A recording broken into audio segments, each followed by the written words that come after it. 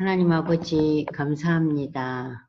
오늘도 변함없이 저희가 하나님의 말씀을 배우고 보다 더 하나님 앞에 가까이 나아가려고 이 자리에 함께 했습니다. 무엇보다도 우리에게 영적인 강건함도 주시고 또 요즘 이렇게 어려운 이 코로나 바이러스 사태로 인해서 참 저희가 불편하고 어려운 시절인데 육적인 강건함도 우리 하나님 허락해 주시옵소서. 또 6월이 접어들면서 무더위가 몰려오면서 우리가 더욱더 지치기 쉬운 계절입니다. 하나님, 이 더위 속에서도 코로나 사태가 점점 이렇게 수그러들고 많은 사람들이 좀 자유롭게 원활한 생활을 할 수 있도록 하나님께서 은혜를 베풀어 주시옵소서. 뉴질랜드는 지금 전혀 이 코로나와 관계없는 정말 깨끗하고 청정지역이라고 어저께 뉴스 보도를 보았습니다. 우리도 그들처럼 이 모든 환경에서 하나님 자유함을 누릴 수 있도록 우리를 보호하여 주시옵소서. 오늘도 우리 홍지사님과 함께 이 2시간 동안 저희가 하나님의 말씀을 나눌 때 주의 성령께서 저희를 다스려 주시옵소서. 예수님의 이름으로 감사기도 드려옵나이다. 아멘. 집사님, 우리 이거 저장했죠? 네. 지난 시간에 이제 우리가 열왕기하 23장까지 이제 쭉 보면서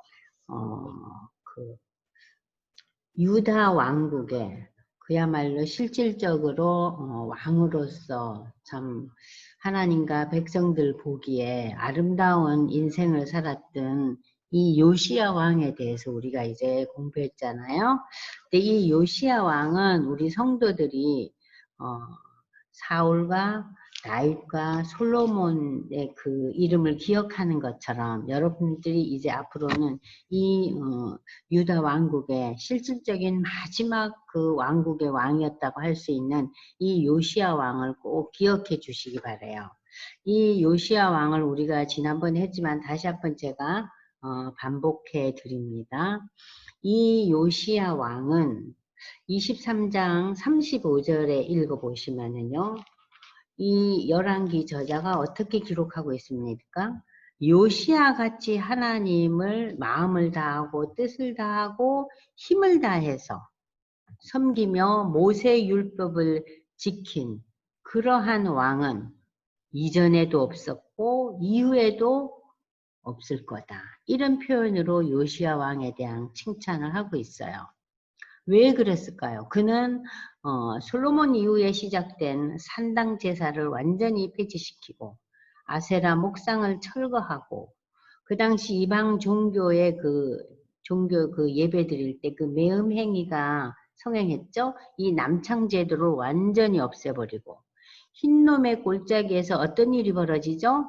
어린 아기를 불에 태워서 제사 드리는 인신 제사가 있었잖아요. 어디에서? 유다 왕국에서도 왕들까지. 자, 이러한 인신 제사를 드리는 장소 지역을 완전히 다 철거시켰어요.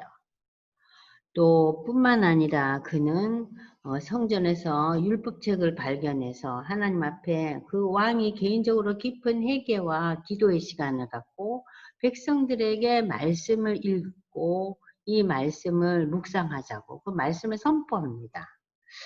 그럴 뿐만 아니라 지금까지 제대로 지켜지지 못했던 유월절 제사를 이 요시야 왕이 다시 이제 재개하는, 그러니까 엄청나게 많은 일들을 해요. 재위 기간 동안에.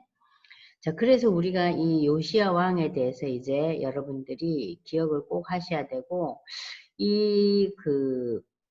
역대하에 가면은 이 요시야 왕에 대해서 예레미야 선지자가 그를 위해서 애가를 지었다 할 정도로 요시야 왕이 죽었을 때, 그러나 이 요시야 왕을 위해서 예레미야가 애가를 진 것을 여러분들이 혼동하시면 안 돼요. 그게 예레미야 애가는 아니에요. 예레미야 애가는 예레미야가 이 유대 나라와 유대 백성들을 향해서 저들이 멸망하잖아요.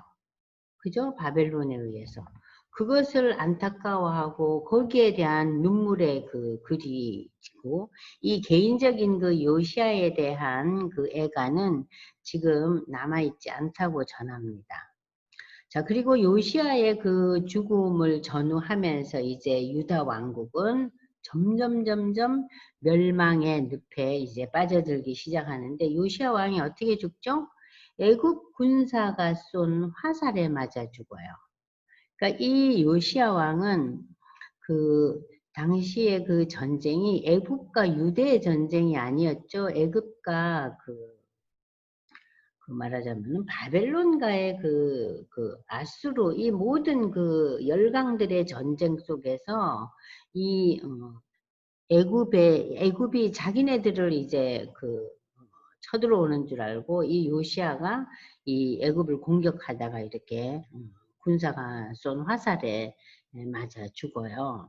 참 안타깝게 죽죠. 젊은 나이에. 40도 안 돼서 죽죠. 자, 그러면서 이제 이 요시아의 생애가 이제 마무리되고 22장, 23장 전체가 요시아의 생애에 대한 기록입니다. 그리고 이제 24장부터는 지난 시간에 마지막 부분에 저희가 읽었죠? 24장 1절에서 7절까지 저희가 읽었죠. 그때 이제 이 24장 1절에서 7절을 제가 읽으면서 여러분들한테 다니엘서 1장 1절에서 5절까지와 연결하라 그랬잖아요. 그러면서 그것이 이제 말하자면은 1차 바벨론 포로가 시작되는 상황이라고 제가 얘기 드렸어요. 자, 그러면 24장 1절에서 우리가 7절까지 한번 지난 시간을 생각해 보면서 한번 유대 나라의 첫 번째 바벨론 포로로 잡혀갔던 상황을 한번 보겠습니다. 여호야김 시대에 바벨론의 왕 느부갓네살이, 여호야김은요, 첫 번째 요시야 왕이 죽은 뒤에 첫 번째 왕은 여호아스였죠. 그런데 여호아스는 폐위당하죠. 그죠? 애굽의 바로에서. 그래서 이 여호야김 아들, 그러니까 요시아의 또 다른 아들인 여호야김이 이제 그 시대에 11년 동안 이제 치를 합니다. 바벨론의 왕 느부갓네살이 올라오매 요야긴이 3년간 이 바벨론을 섬기다가 돌아서서 그를 배반했더니 여호와께서 그의 종 선지자를 통하여 하신 말씀처럼 갈대아의 부대와 아람의 부대와 모압의 부대와 암몬 자손의 부대를 여호야김에게로 보내 유다를 쳐 멸하려 하시니. 그러니까는 이 바벨론이 당시에 큰 세력이었는데 이 바벨론과 함께하는 그 일대 모압, 암몬 이 모든 주위의 아람이 다 하나 돼가지고 이 유다를 지금 공격합니다. 이 일이 유다에 임함은 3절을 여러분들이 유심히 보세요. 여호와의 말씀대로 그들을 자기 앞에서 물리치고자 하심이니 이는 므낫세에 지은 모든 죄 때문이다. 자, 유다의 열왕 중에서 가장 사악한 왕이 누구였다 그랬죠? 홍 집사님? 므낫세라 그랬잖아요. 그죠? 이 므낫세의 죄 때문에 그가 무죄한 자의 피를 흘려 그의 피가 예루살렘에 가득하게 하였습니다. 여호와께서 사하시기를 즐겨하지 아니하시니라. 그래서 그 1차 포로기가 시작된 것은 하나님의 심판이었는데 누구의 제약 때문이라고요? 므낫세 왕.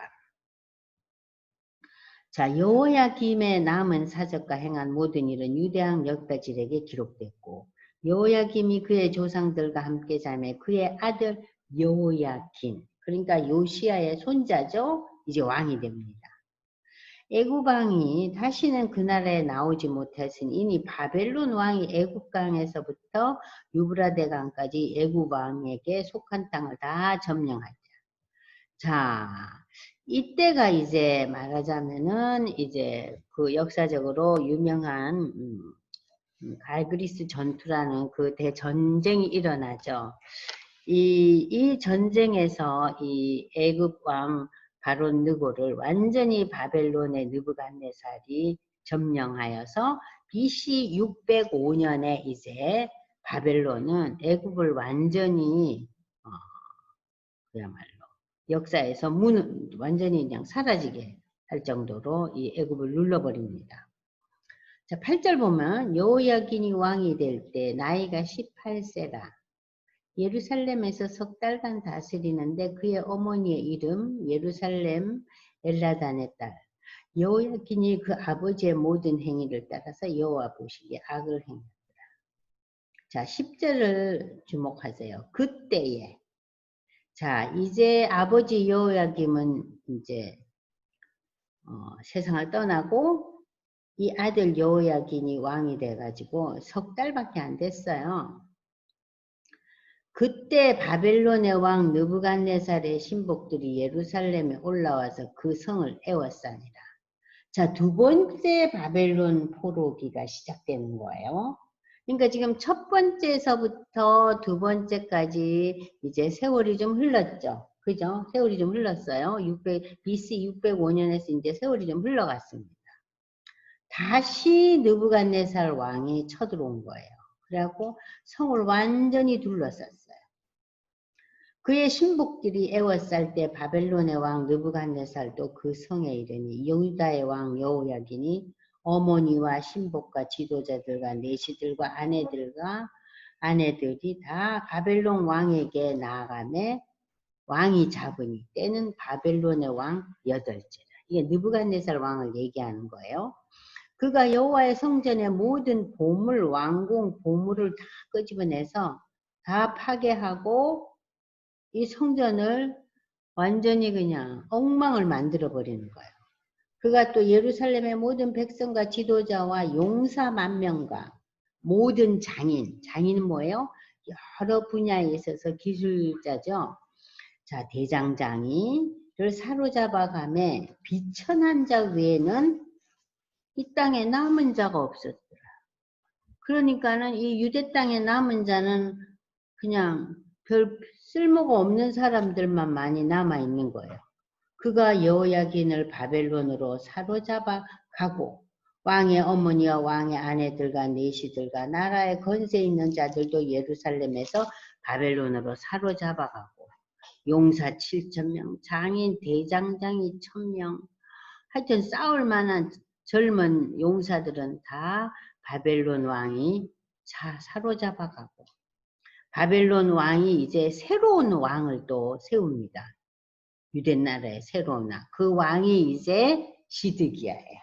이 시드기야 역시 요시야 왕의 마지막 왕 아들이었습니다. 알겠죠? 그러니까 여호아스, 여호야김, 시드기야는 아들이고 손주가 여호야김의 아들 여호야긴. 아시겠죠? 자, 그래서 이 네 사람의 왕이 이 마지막 유다 왕국의 그 멸망 과정을 이제 접하는 거예요.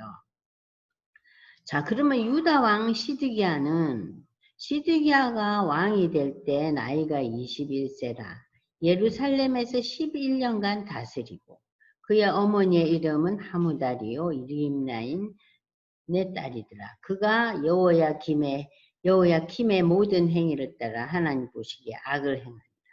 여호와께서 예루살렘과 유다를 진노하심이 그들을 그 앞에서 쫓아내실 때까지 시드기야가 바벨론 왕을 배반하니라. 자, 여기 보시면은요. 요시야 왕의 아들들 여호아스, 여호야김, 손자 여호야긴, 시드기야 모든 자들의 공통점이 뭐예요? 아버지와 전혀 다른 길을 가요. 하나님 앞에 악한 자들이었어요. 그러니까 부모를 전혀 안 닮은 거예요. 어찌된 영문인지 하여튼 너무 아버지와 다른 인생을 삽니다. 그럼 이 네 사람의 왕이 22년 6개월을 멸망 직전에 유다 나라를 다스리죠. 그렇잖아요. 처음에 여호아스가 3개월 다스리죠. 여호야김이 11년. 여호야킨이 3개월, 시드기야가 11년. 그러니까 22년 6개월 동안 패망 직전의 이 모습입니다. 자, 그러면서 이제 25장에는 어떤 이야기가 등장하느냐. 3차 포로기에 대한 얘기가 나와요. 그럼 제가 다시 반복합니다. 24장에서는 1차 포로기, 2차 포로기예요. 25장에서는 3차 포로기와 함께 멸망의 뉴스가 가득 차 있어요. 어디까지? 25장 1절에서부터 26절까지. 그래서 지금 홍 집사님이 25장 1절에서 이제 26절까지를 읽어보겠습니다. 자, 3차 포로기가 어떻게 시작되고 결국 이 3차 포로기가 끝나면서 유대 왕국이 멸망하는 거예요. 그 스토리를 여러분들이 한번 천천히 성경을 읽으면서 보십시오. 25장 1절에서 26절까지요. 시작.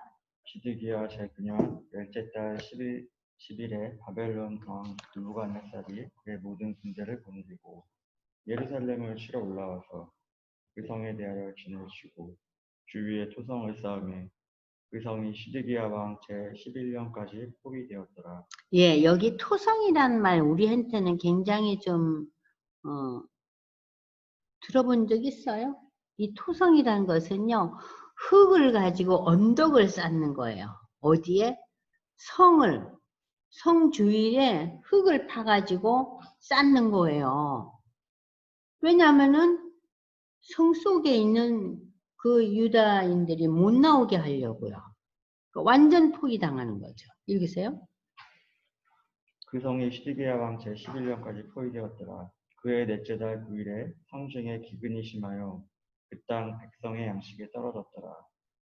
그 성벽이 파괴되매 모든 군사가 밤중에 두 성벽 사이 왕의 동산 견문길로 도망하여 갈대아인들이 그 성읍을 에워쌌으므로 그가 아라바 길로 가더니 갈대아 군대가 그 왕을 뒤쫓아가서 여리고 평지에서 그를 따라잡으매 왕의 모든 군대가 그를 떠나 흩어진지라.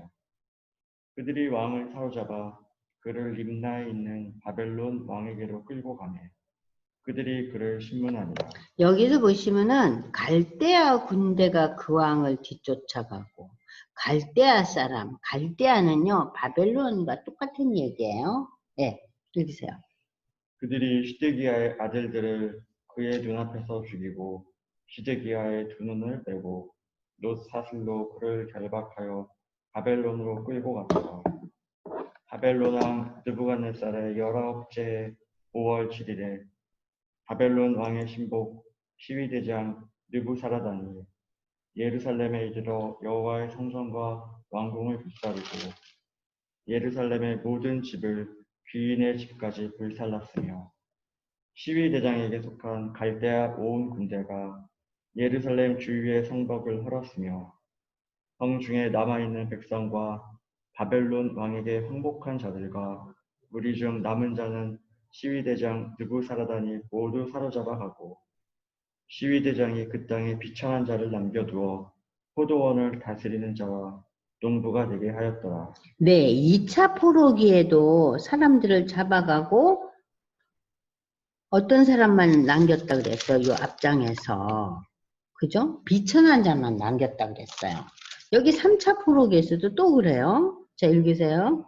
갈대아 사람이 또 여호와의 성전의 두 놋 기둥과 받침들과 여호와의 성전의 놋 바다를 깨뜨려 그 놋을 바벨론으로 가져가고 또 가마들과 부삽들과 부집개들과 숟가락들과 섬길 때에 쓰는 모든 놋그릇을 다 가져갔으며 시위대장이 또 불 옮기는 그릇들과 주발들 곧 금으로 만든 것이나 은으로 만든 것이나 모두 가져갔으며 또 솔로몬이 여호와의 성전을 위하여 만든 두 기둥과 한 바다와 받침들을 가져갔는데 이 모든 기구의 높 무게를 헤아릴 수 없었으니 그 한 기둥은 높이가 18규빗이요 그 꼭대기에 눈머리가 있어 높이가 3규빗이요 그 머리에 들린 그물과 석류가 다 놋이라.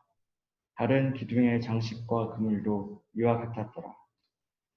시위대장의 대제사장 스라야와 부제사장 스바냐와 성전 문지기 세 사람을 사로잡고 또 성중에서 사람을 사로잡았으니 곧 군사를 거느린 내시 한 사람과 또 성중에서 만난 다왕의 시종 5사람과 백성을 징집하는 장관의 서기관 한 사람과 성중에서 만난 바 백성 60명이라. 시위대장 느부사라단이 그들을 사로잡아 가지고 림나 바벨론 왕에게 나아가매 바벨론 왕이 하맛 땅 림나에서 다 쳐 죽였더라. 이와 같이 유다가 사로잡혀 본토에서 떠났더라. 유다 땅에 머물러 있는 백성은 곧 바벨론 왕 느부갓네살이 남긴 자라. 왕이 사반의 손자 아이감의 아들 그달리아가 반환하게 하였더라. 모든 군대 지휘관과 그를 따르는 자가 바벨론 왕이 그달리아를 지도자로 삼았다함을 듣고 이에 느다니아의 아들 이스마엘과 가레야의 아들 요하난과 느도바 사람 다누메의 아들 스라야와 마아가 사람의 아들 야하사니아와 그를 따르는 사람이 모두 미스바로 가서 그달리아에게 나아가매 그달리아가 그들과 그를 따르는 군사들에게 맹세하여 이르되 너희는 갈대아인을 섬기기를 두려워하지 말고 이 땅에 살며 바벨론 왕을 섬기라. 그리하면 너희가 평안하리라 하니라. 7월에 왕족 엘리사마의 손자 느다니아의 아들 이스마엘이 부하 10명을 거느리고 와서 그달리아를 쳐서 죽이고 또 그와 함께 미스바에 있는 유다 사람과 갈대아 사람을 죽인지라. 노소를 막론하고 백성과 군대 장관들이 다 일어나서 애굽으로 갔으니 이는 갈대아 사람을 두려워함이었더라. 네, 지금 이제 우리가 25장의 거의 전체를 마지막 몇 절을 빼놓고 다 읽어봤어요. 자, 여기서 이제 우리가 제가 이 멸망 마지막 이제 완전 멸망 3차 포로기에 대한 그 25장의 그 내용을 이렇게 분류를 해봤어요. 3장에 보니까 저들이 2년 동안 그 성을 이렇게 뭘 쌓았다 그랬죠? 토성을 쌓았다 그랬죠? 응? 흙무대기로 언덕을 쌓아서 사람이 이렇게 출입을 못하게. 그래서 성 안에 기근이 심해졌고 먹을 양식이 점점 떨어져 가는 거예요. 2년 동안 이렇게 문이 닫혀 있으니까. 그러니까 굉장히 어려운 상황이 벌어졌어요. 자, 25장 4절에 보니까는 유다의 군인들이 밤중에 도망을 치기 시작합니다. 응? 유다의 군인들이 도망을 치고. 자, 5절에 보니까 이 도망간 그 유다의 군인들을 이제 그 시드기야 왕과 유다의 군인들이 도망간 것을 추적해서 광야에서 생포하죠? 그죠?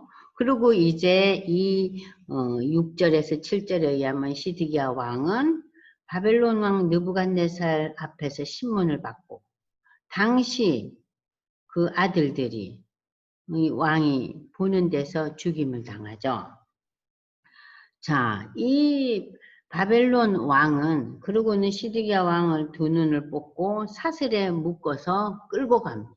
일국의 왕이 눈이 뽑히고 사슬에 묶여서 노예보다도 더 아주 비참한 상황 속에서 바벨론으로 끌려가는 장면이 나옵니다. 자, 그러면서 이제 8절에서부터 이제 성전 붕괴에 대한 아주 상세한 얘기가 이 열왕기에서 나오고 있어요. 왜 이렇게 성전을 이렇게까지 불사르고 이렇게까지 완전히 폐허로 만들었는가? 거기에는 특별한 의미가 있어요. 자, 먼저 성전과 궁전이 경호대장이 와서 불을 태웁니다. 그리고 예루살렘 성벽도 다 헐어버리죠. 자, 그리고 성 안에 남은 자는 다 포로로 잡아가고 비천한 사람들만 남겨놓아서 저들이 그 땅에서 농사 짓고 겨우 먹고 살게 했어요. 자, 그리고 난 뒤에 이제 13절에서 17절에 가서 성전의 여러 가지 그 기명들, 기물들, 이 모든 것들을 다 쓸만한 물건들, 금붙이들 말하자면 놋덩어리 이런 것들은 다 바리바리 싸가지고 바벨론에 몽땅 들고 가요. 그러면은 앞에서는 궁전과 성전은 다 돌무더기를 만들고 그리고 그 속에 있는 여러 가지 귀한 것들은 다 바벨론으로 들고 가요. 왜 이렇게까지 하나님께서는 유다를 이렇게 뼈아픈 멸망의 과정을 갖게 했는가? 자, 성전은 어떤 의미를 가지고 있어요? 제가 늘 얘기했지만 성전은 하나님의 임재를 상징하는 거예요. 성전이.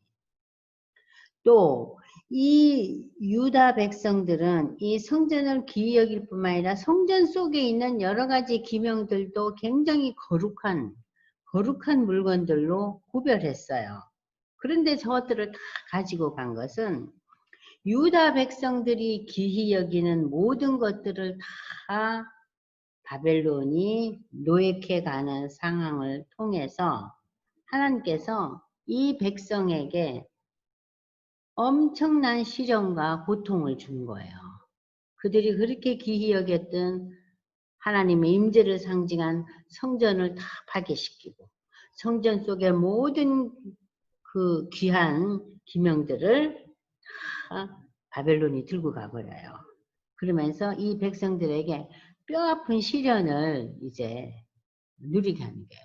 그냥 이 유대 나라는 멸망하지 않아요. 우리가 24장에서 봤지만 1차 포로기, 2차 포로기를 겪죠.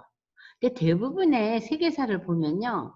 그 포로가 되고 전쟁이 나면은 대부분 그냥 망하잖아요. 멸망하잖아요. 그런데 여기서는 1차, 2차, 3차가 22년 6개월에 걸쳐서 행해져요. 그러면 이 나라가 무슨 오늘날로 말하면 러시아나 무슨 그런 큰 땅덩어리가 커서 침략하는 그 나라에서 이 나라를 완전히 다 정복하는데 시간이 걸렸냐? 그게 아니에요. 이것은 하나님께서 3차에 걸친 이 포로기를 통해서 유대 나라를 철저하게 멸망시키는 거예요. 철저하게. 하나님의 성전을 다 초토화시키고 성전의 기명까지 다 빼앗아가 버려요. 그러니까 유대 백성들을 완전히 처절한 상황에 하나님께서 놓이죠.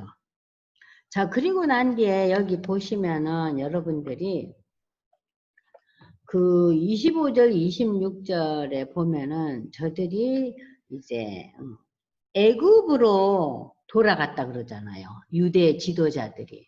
그러니까는 바벨론의 느부갓네살 왕이 지명한 그 유대인 중에 리더를 쳐 죽이고, 그죠?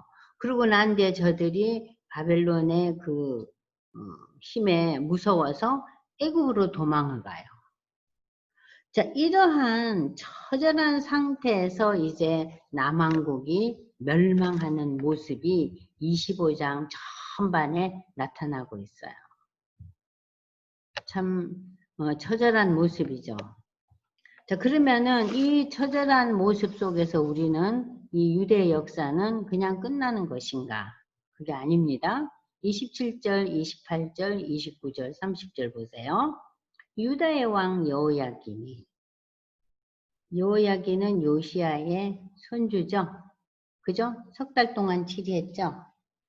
그러다가 시드기야가 다시 그 삼촌이 왕이 됐는데 이 여호야김이 사로잡혀 간지 37년 곧 바벨론의 왕 에월무로닥이 즉위한 원년 12월에 어떻게 돼요? 유다의 왕 여호야긴을 옥에서 내놓아 머리를 들게 하고 그에게 좋게 말하고 지휘를 바벨론에 그와 함께 있는 모든 다른 잡혀왔잖아요. 바벨론이 그 주위의 모든 나라들을 다 정복해가지고 그 왕들을 잡아오고 죽이고 했는데 그 잡혀있던 다른 그 나라 왕들의 지위보다 높이고 제수의 의복을 벗기고 일평생 그 바벨론 왕의 앞에서 양식을 먹게 하였고 그의 쓸 것은 날마다 왕에게서 받는 양이 있어서 종신토록 끊이지 아니하였더라.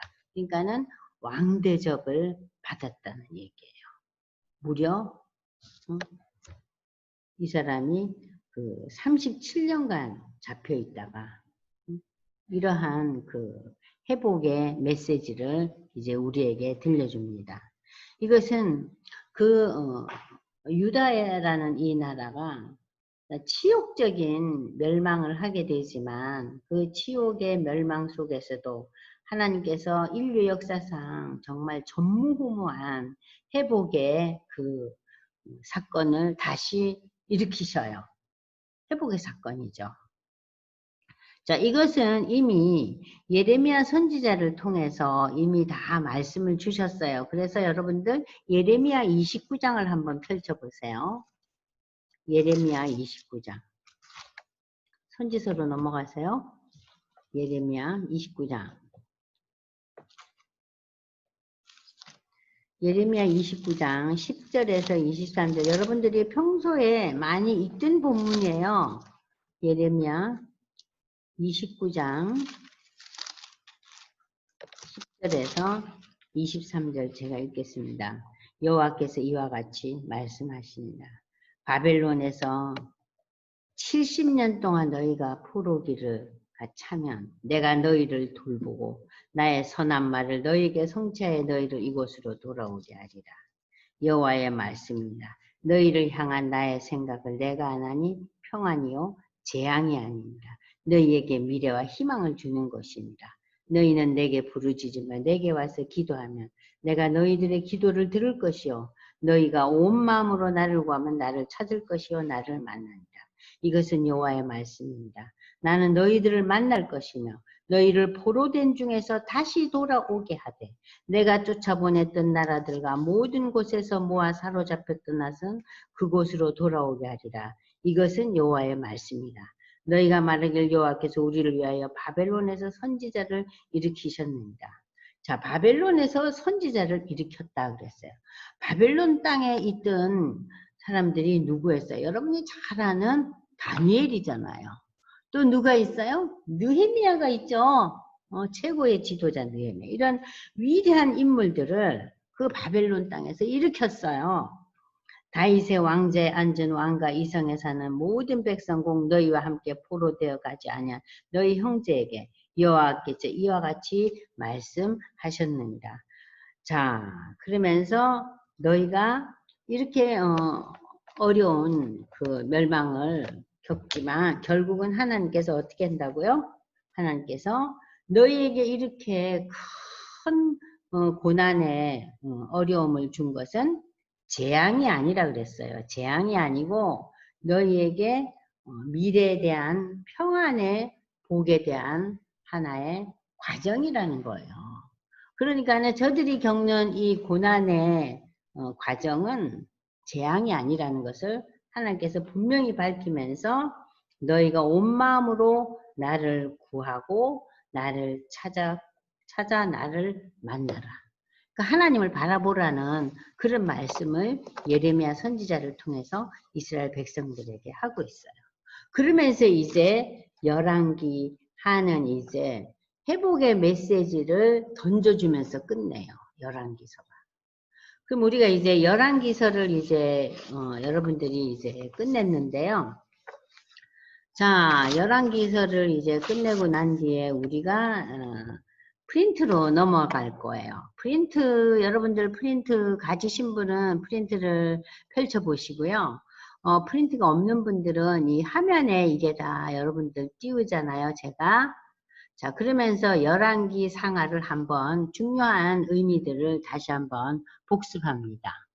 자, 유대 나라에 또 특별히 그 북왕국 이스라엘에 있어서 그래도 하나님께 돌아가자는 그러한 신앙적인 개혁을 일으킨 왕들도 많았어요. 그러나 대부분의 왕들은 어땠어요? 하나님을 섬기고 예배했지만 그들의 또 다른 측면, 더 많은 부분은 무엇으로 가득했어요? 그 당시 주위에 인접한 국가에서 유행했던, 그들이 섬겼던 우상을 만들고 섬겼잖아요. 산당 제사를 드리고 아세라 목상을 세우고 나중에 가서는 뭐 해와 달과 별에 대한 그 점성술도 들여오고 하여튼 별의별 게 다 들어와요. 그러한 그 상황 속에서 그래도 하나님께 돌아가자고 종교개혁을 일으켰던 왕들이 남왕국의 아사왕. 그는 산당을 모두 제거하지는 못했지만 어머니까지 폐위시키면서 태양상과 여러 가지 우상 숭배를 근절시킨 남왕국의 이 초창기 왕이었죠. 아사왕. 그리고 여러분이 잘 아시는 여호사밧 왕. 그도 하나님 앞에 정직히 행하면서 하나님을 섬기지만 산당에서 제사를 드리며 분향하는 그러한 죄는 버리질 못했어요. 그러나 그가 했던 일에 하나는 남색하는 자를 멸하고 전심으로 또 나름대로 하나님께 기도하는 그러한 삶을 이제 살고 여호와의 율법책을 이제 성읍들에서 가르치는 등 영적인 부흥을 일으킨 여호사밧 왕.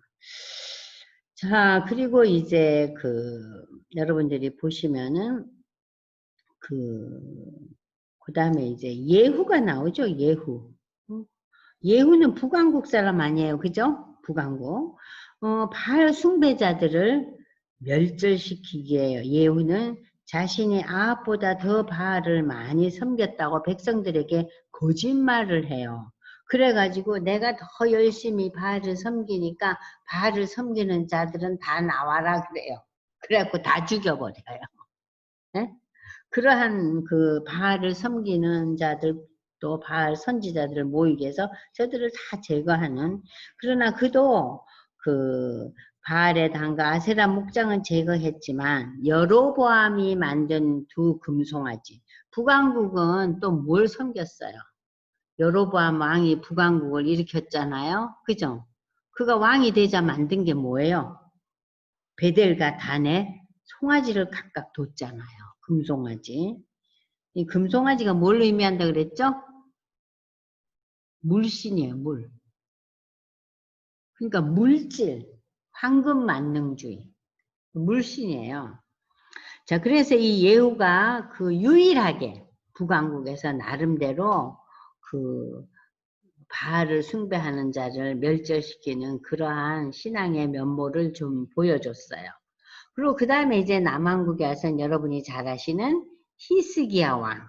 히스기야 왕도 성전에서 그 유월절 제사를 재개하고, 그리고 이제 다시 또 그 유다 여러 성읍에서 그 여러 가지 인간이 만든 그러니까 주상을 깨뜨리고 아세라 목상을 찍고 그리고 이제 산당을 과 잔을 제하여 멸하는 등 이 히스기야도 종교 개혁을 했던 왕이었죠.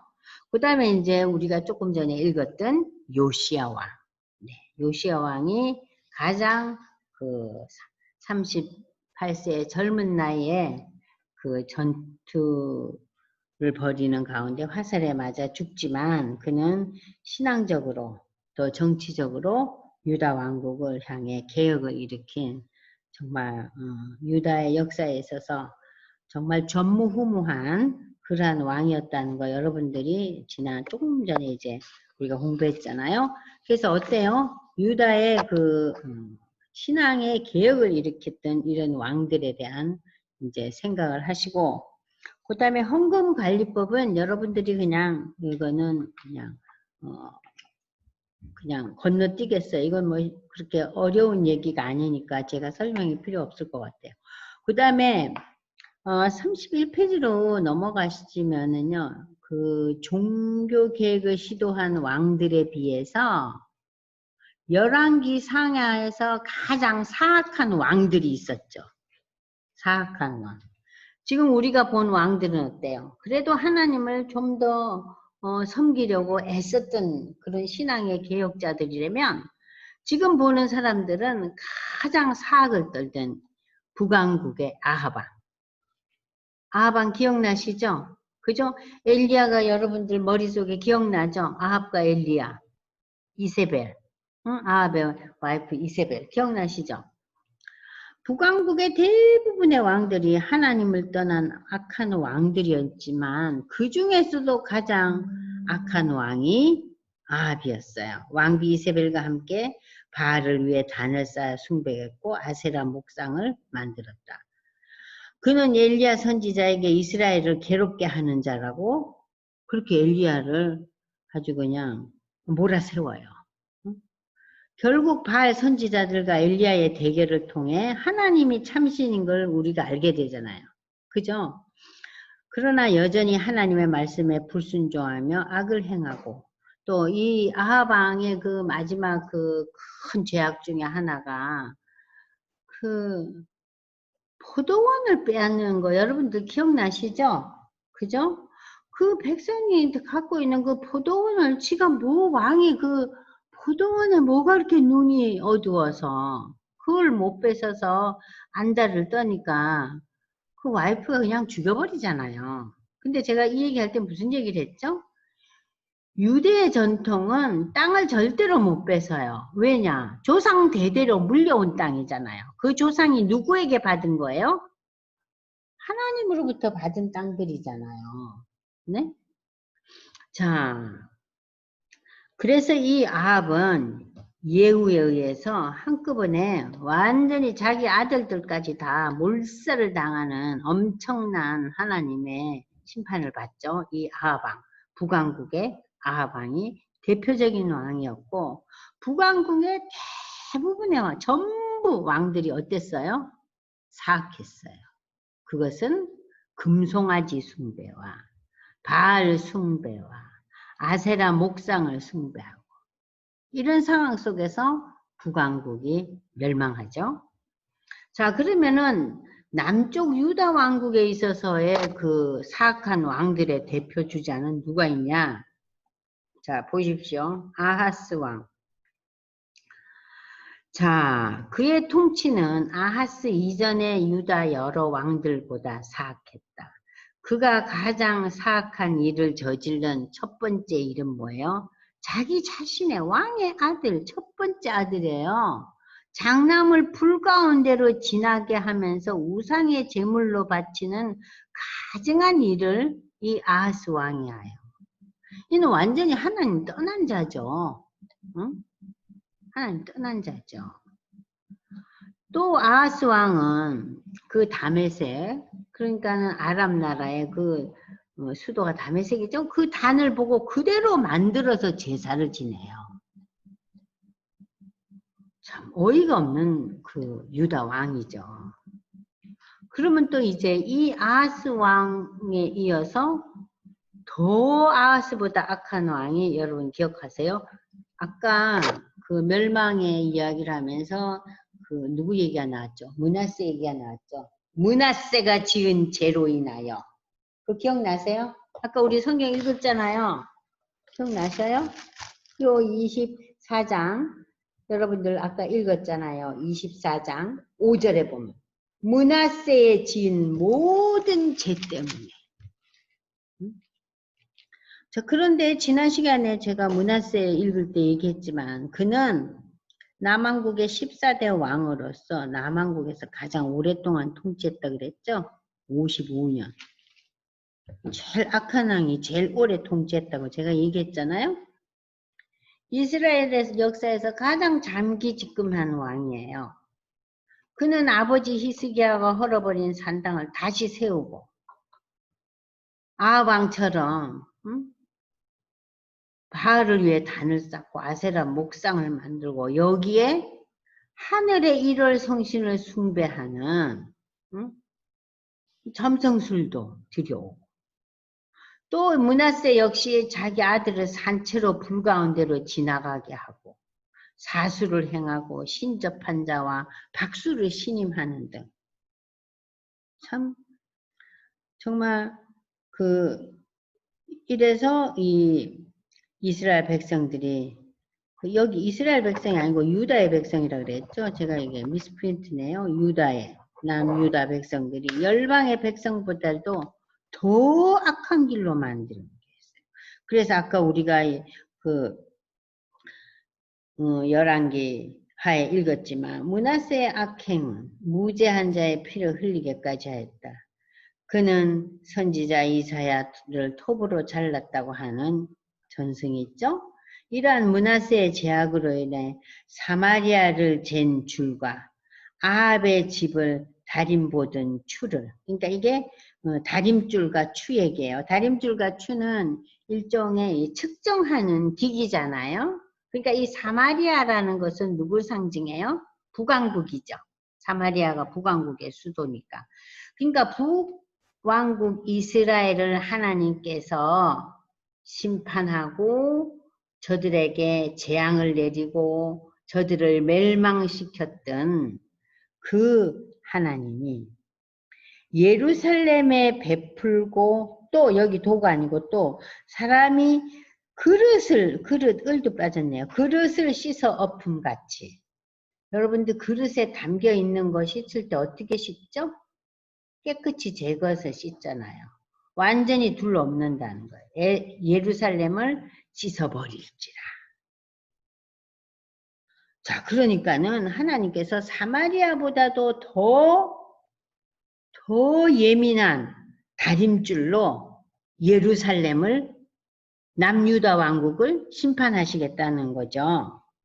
그래서 하나님께서는 북이스라엘을 심판한 것처럼 유다 왕국도 심판하여 징벌할 것을 선지자를 통해서 말씀을 주셨어요. 자, 그런데 이제 역대기에 의하면 이 33장 10절에서 17절은 우리가 역대기에 공부하면 나와요. 하나님의 이 징계를 통해서 결국 이제 이 므낫세가 조금은 회개를 해요. 죽기 전에. 자, 그래서 이 기회를 주면서 하나님이 므낫세 시대의 유다 왕국이 멸망하지 않게 해줘요. 이 므낫세의 잠깐의 그 회개 기도를 하나님이 기뻐 받으시고 므낫세 당대에는 멸망하지 않게 해줘요. 자, 그러한 그 므낫세. 그래서 여러분들이 이제 기억나죠? 아합 왕, 아하스와 므낫세 왕.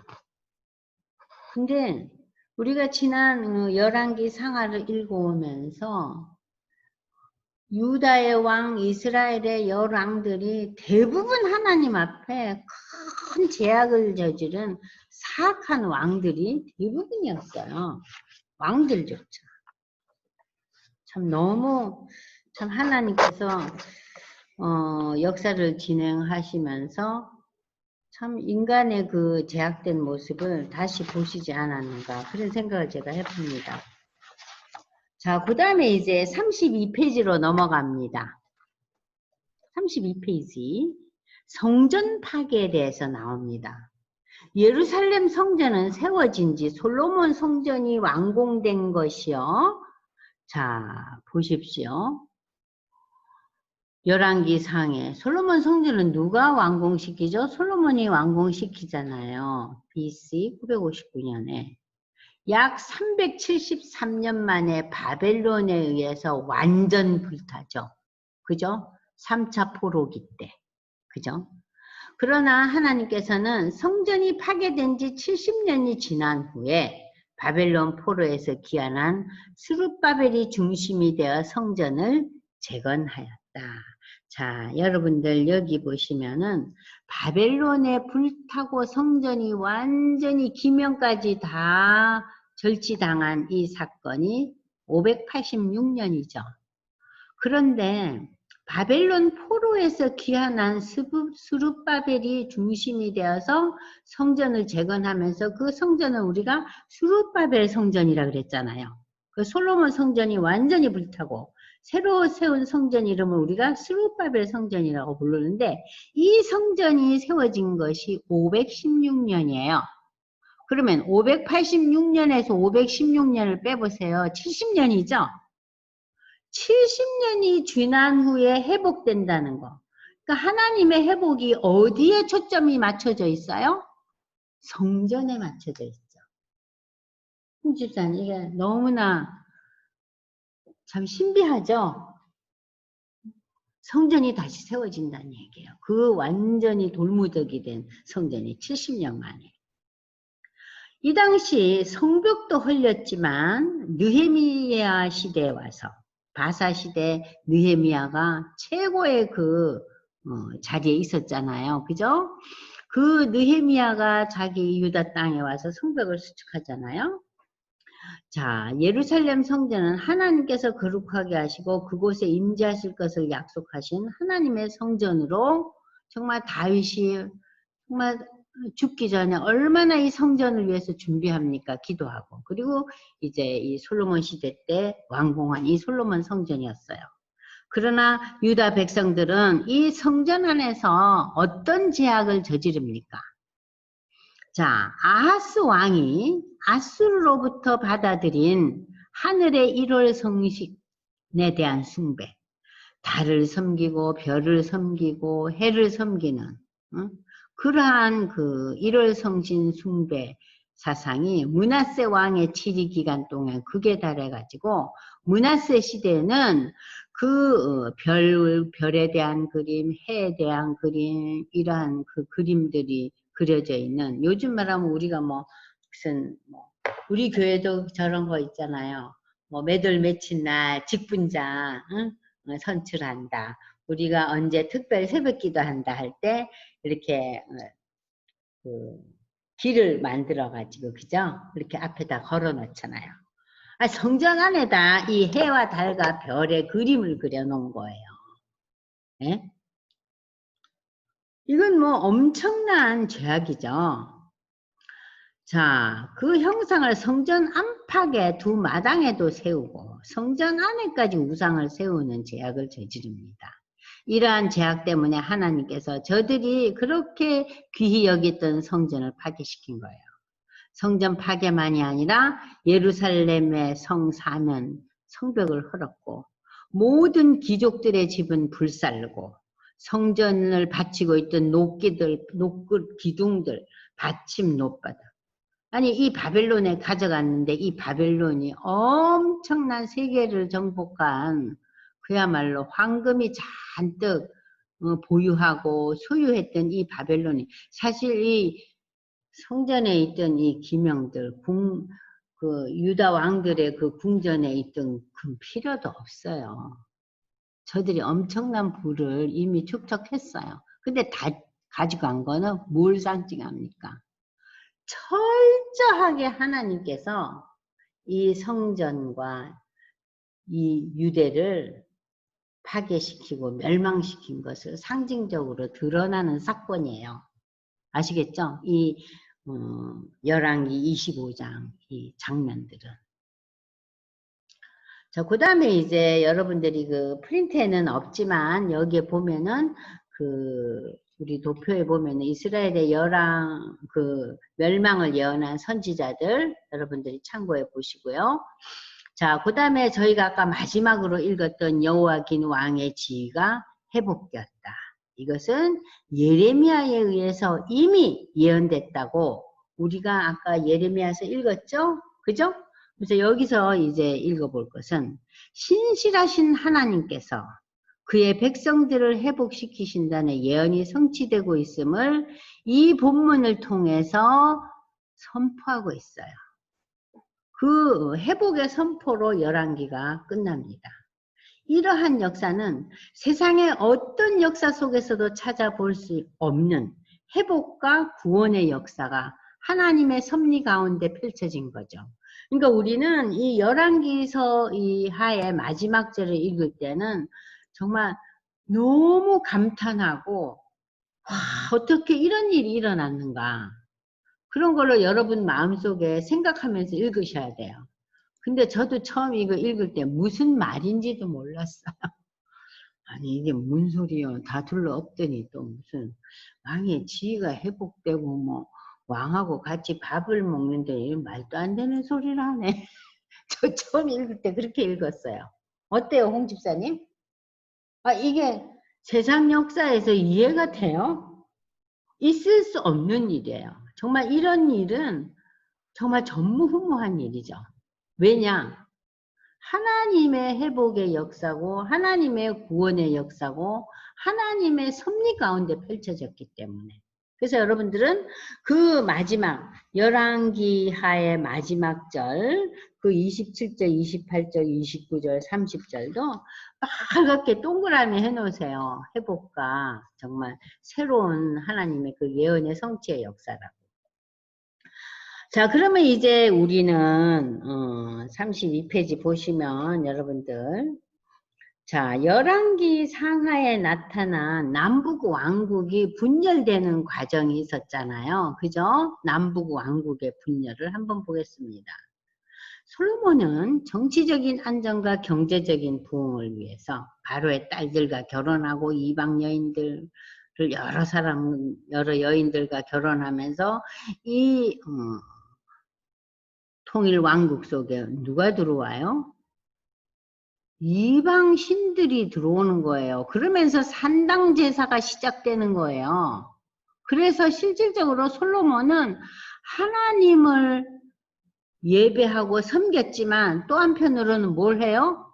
산당에 들어가서 자기 왕후들하고 같이 거기서도 제사를 지내는 거예요. 자, 하나님의 심판이 당연히 일어나죠. 그래서 솔로몬의 가장 신임했던 신복 여로보암이 왕을 대적하고, 그리고 선지자 아이야를 통해서 12지파가 두 왕국으로 분열된 것을 이제 아이야 선지자를 통해서 말씀을 주시잖아요. 그래서 북왕국과 남왕국이 이제 갈라지잖아요. 그리고 이제 그래서 이제 솔로몬의 통일 왕국은 분열로서 멸망의 사인을 보여줬죠. 그죠? 분열이 하나의 큰 멸망의 요인이 됩니다. 결국은 이 왕조가 나눠지잖아요. 나눠지면서 북왕국은 어떻게 돼요? 더욱 우상을 섬기죠. 그죠? 여로보암이 만든 금송아지 2마리를 섬기고, 금송아지 플러스 뭐를 섬겨요? 그 당시에 바알신을 섬기고 아세라 목상을 섬기고 더욱더 이 하늘의 일을 성신을 숭배하고, 뭐 하여튼 이 북왕국은 완전히 하나님 섬기는 마음보다는 오히려 그 우상을 섬기는, 그래서 하나님께서 심판을 가하시죠. 여기 보십시오. 중간에 수도 사마리아에는 온갖 주변 국가들의 인종들이 들어와 인종의 혼합을 초래하였다. 또한 저들은 여호와도 경외하고 그곳으로 이주해온 주변 나라의 영향을 입어 그 민족의 풍습과 풍습에서 오는 여러 가지 종교를 따르는 죄악을 계속 저지릅니다. 멸망 이후에도 거기 살고 있던 그 사람들은 하나님 앞에 회개하지 않았어요. 그래서 이 사마리아에 살고 있던 그 북왕조의 그 10지파들은 그야말로 유야무야 되었어요. 그나마 남아있는 건 어디에 남아있었어요?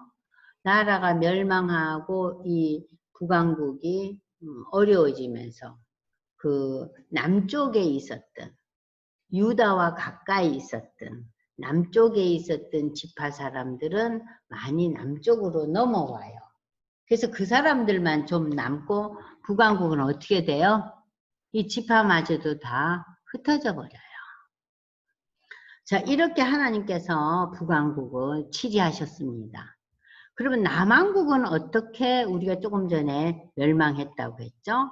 남왕국은 요시야 왕이 마지막으로 왕다운, 하나님 보시기에 정말 아름다운 왕의 역할을 했지만, 요시야 전에 그 왕들, 아하스와 므낫세와, 그리고 요시야의 세 아들들과 손자 하나가 어떤 왕들이었어요? 다 하나님 보시기에 악한 왕들이라고 그랬죠? 악한 왕들. 그래서 이 마지막 왕 시드기야는, 여러분들 마지막 보세요. 마지막 왕 시드기야는 자기가 눈을 뜬 상태에서 아들들이 죽임을 당했고, 그걸 본 이후에 눈이 뽑혀서 잡혀갔잖아요. 그죠? 잡혀가서 죽어요. 자, 이렇게 철저하게 아픔과 고난을 겪으면서 3번에 걸친 포로기 과정을 겪어요. 자, 그러면 우리가 세계 역사에 있어서 이렇게 22년 6개월, 거의 23년 동안 포로기를 3번이나 겪으면서 멸망한 나라는 없어요. 그죠? 포로로 잡혀가기를 3번에 걸쳐서. 그러니까 이것은 무엇을 의미합니까? 그만큼 철저하게 하나님의 심판에 저들이 고난과 고통을 겪은 거예요. 그러나 하나님은 고난과 고통 가운데서도 아까 우리가 읽었듯이 소망과 회복의 메시지를 주시면서 열왕기가 끝났다 그랬죠? 그리고 성경에서 성천한 사람들 지난번에 우리 배웠죠. 에녹과 엘리야와 예수님. 그죠? 자, 그래서 이 승천의 의미는 결국 뭡니까? 승천의 의미는 우리가 육의 몸은 썩어 없어지지만 영의 몸은 다시 일어난다는 거예요. 부활한다는 거예요. 그것을 구약에서 에녹과 엘리야의 그 사건을 통해서 이제 승천의 개념을 이제 우리에게 가르쳐주고 신약에 와서 예수님을 통해서 이 승천을 무엇으로 연결했어요? 부활의 메시지로. 부활의 메시지로 연결했죠. 자, 그 다음에 나눔 3로 넘어갑니다.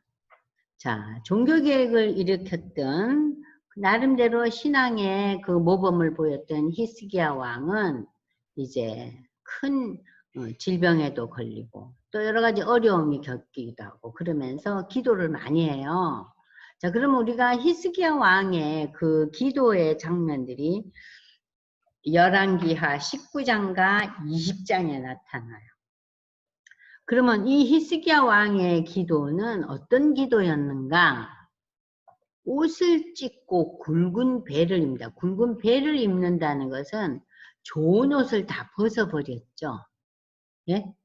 막 뭐 구슬이 달리고 뭐 이렇게 금줄, 은줄이 달려있고 이러한 아름답고 멋진 옷들을 다 내다 놓고 배옷을 입는 거예요. 이건 뭐예요? 회개의 의미, 겸손의 의미, 자기를 다 내려놓는 의미예요. 이 배옷을 입는다는 건. 그래서 이제 옷을 찢고 배옷을 입고 하나님의 전에 들어갑니다. 기도할 때.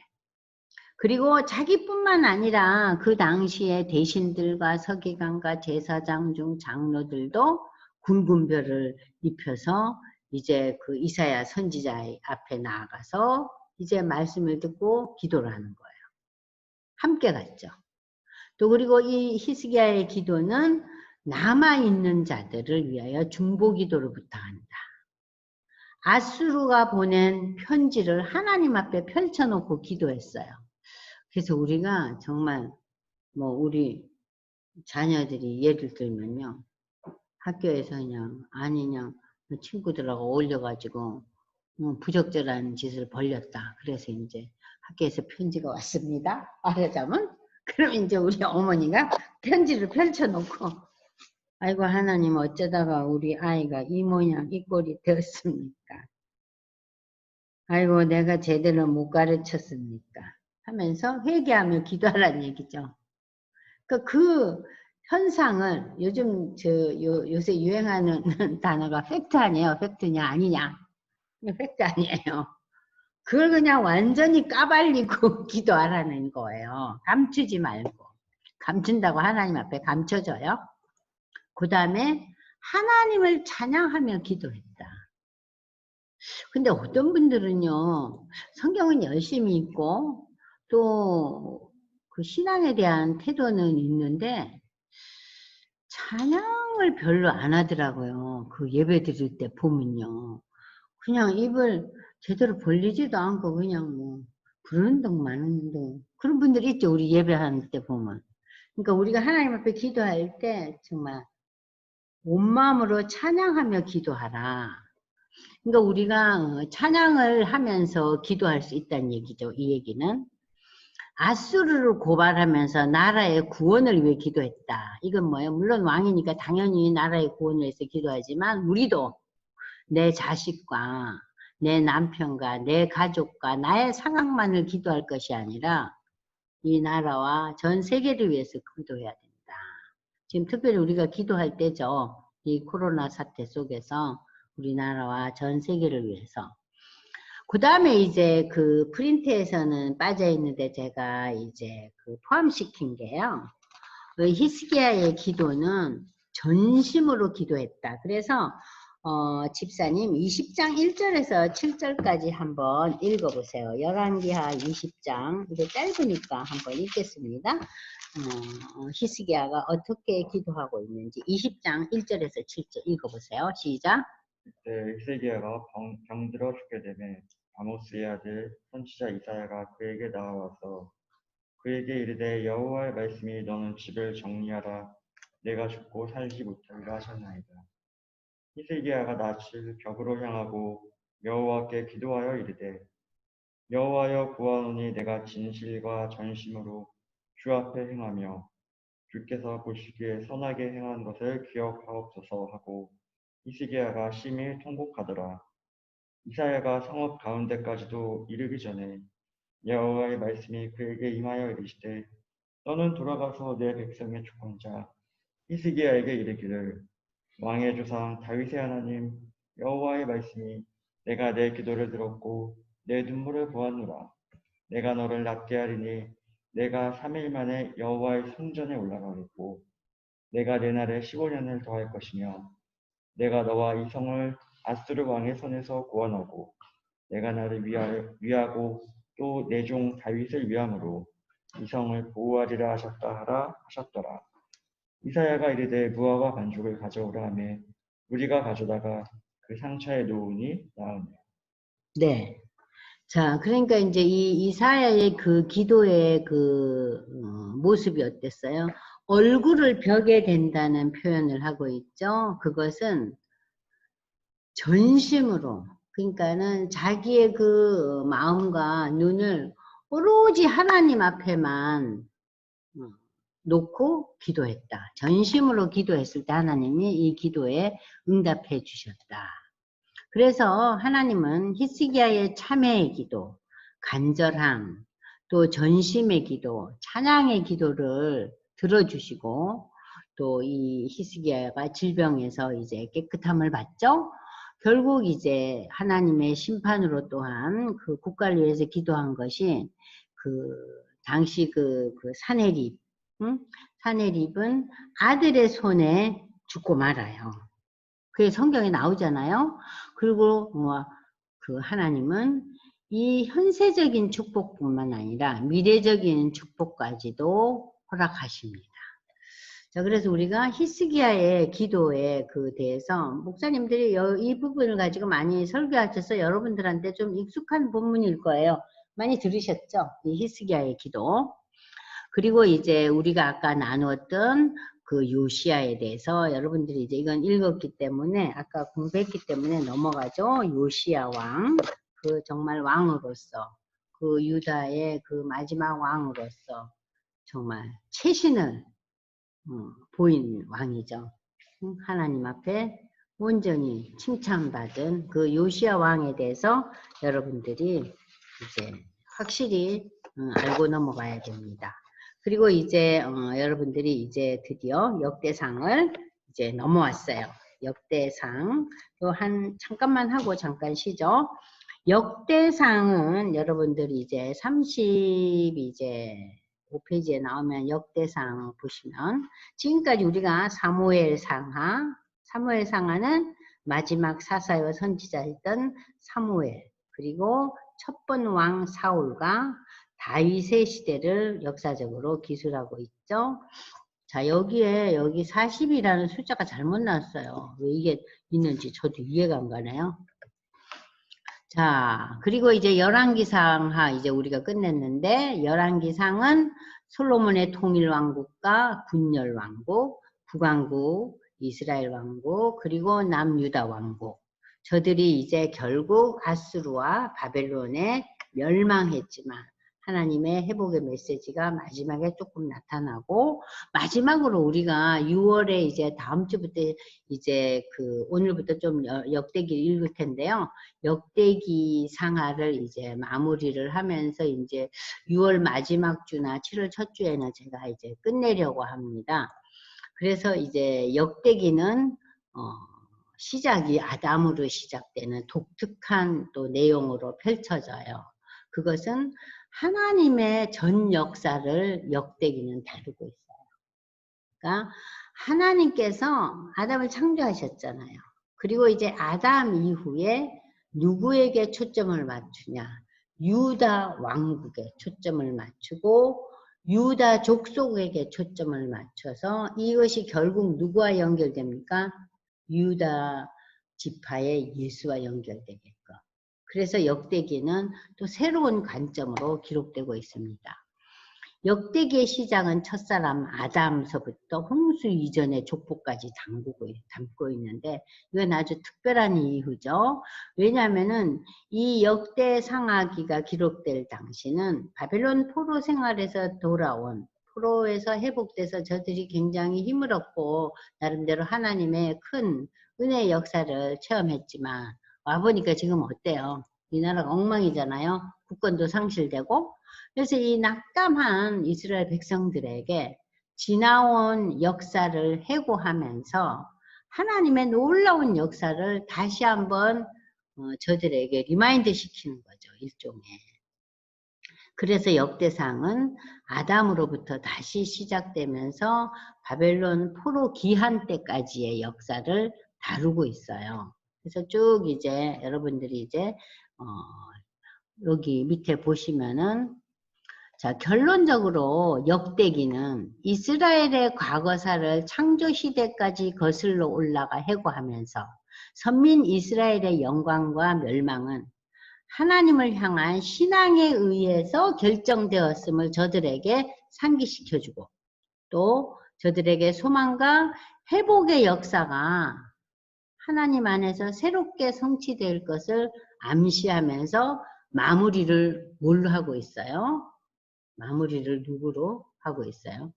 역대기하 마무리는요, 참 또 굉장히 우리에게 은혜로운 메시지가 나오고 있잖아요. 그래서 그 역대기 맨 마지막 절을 읽어보시고 우리 잠깐 휴식하겠습니다. 역대기하의 마지막 절. 자, 역대기는 어떻게 우리에게 소망의 메시지를 주고 있습니까?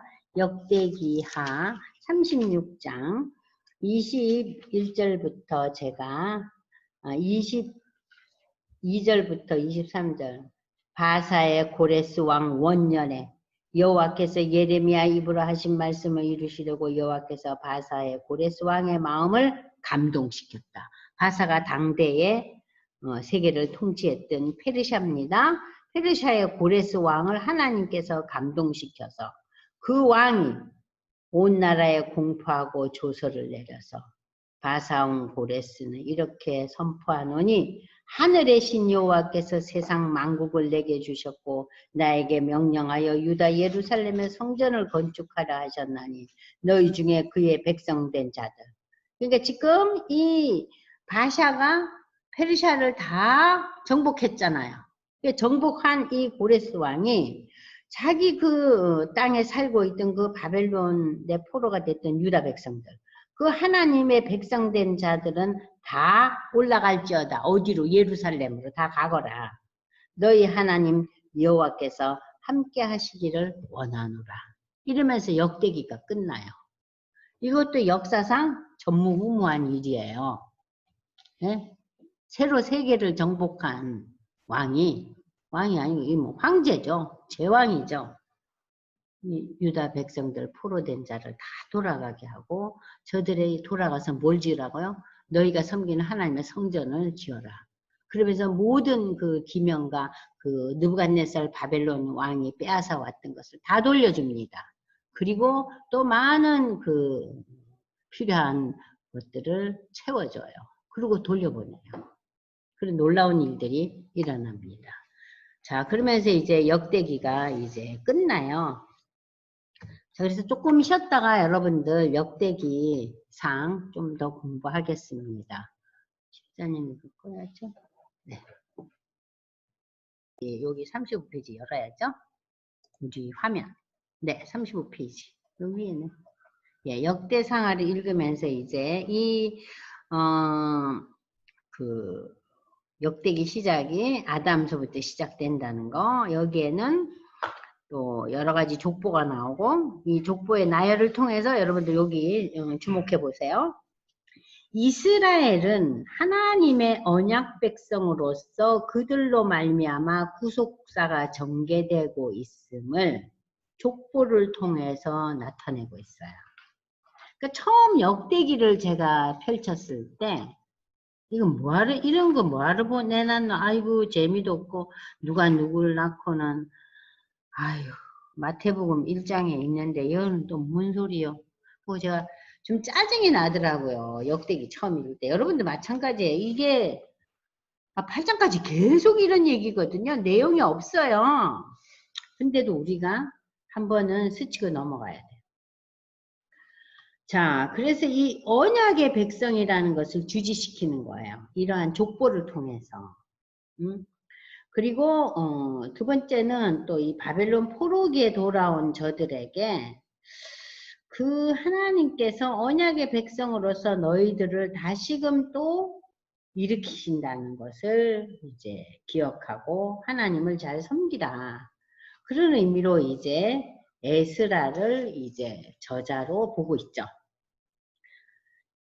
자, 그래서 오늘은 제가 1장에서 9장까지 그 족보에 대한 그런 얘기를 주로 이제 하려고 그래요. 그리고 역대하는 그 솔로몬의 통일왕국, 역대상은 그 족보 얘기와 그 다음에 이제 그 사울의 얘기가 간단히 나오고, 그리고 이제 역대기 상은 다윗의 통치에 대한 얘기예요. 그러니까 다윗 왕이 구약을 대표하는 인물이 전반기에 누가 있었어요? 모세라면 이 유대 역사에 있어서 가장 중요한 인물이 다윗이에요. 모세와 다윗이에요. 그래서 이 다윗의 후손에서 메시아이신 예수가 온다는 거. 그래서 이 다윗의 생애와 하나님의 언약에 대한 얘기가 역대기상의 그 10장에서부터 마지막까지 아주 상세하게 나오고 있어요. 자, 그리고 역대하는 솔로몬의 통일왕국으로 시작해서 이제 남유다 왕국, 그러니까 북이스라엘 왕국은 없어요. 북이스라엘 왕국은 하나님의 그 족보에 들어가지 않잖아요. 그죠? 북왕국은 여기에선 전혀 터치하지 않고 있어요.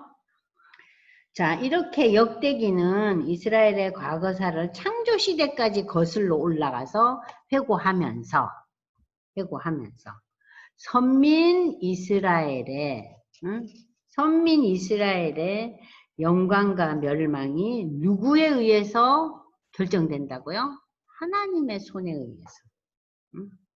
그러나 결국 그 어려움과 시련의 역사 속에서도, 그 파멸의 역사 속에서도 하나님은 소망과 회복의 역사를 우리 조금 전에 읽었죠? 역대기 마지막 절에 들려주면서 이제 역대기가 마무리돼요. 그러니까 열왕기와 역대기의 마지막은 다 어디에 초점을 둬요?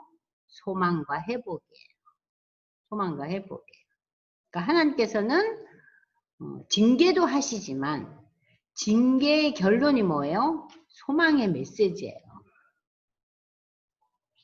자, 그 다음에 이제 여러분들이 보면은 저자는 에스라이고요. 그 내용은 이제 역대상은 이스라엘의 족보가 1장에서부터 이제 9장까지 전개되고 10장에서부터 이제 마지막 장 29장까지는 다윗의 전생애, 특별히 다윗의 생애에서 언약궤 문제와 그리고 성전을 건축하는 일에 아주 그냥 성전 건축 준비에 대해서 많은 내용을 할애하고 있어요.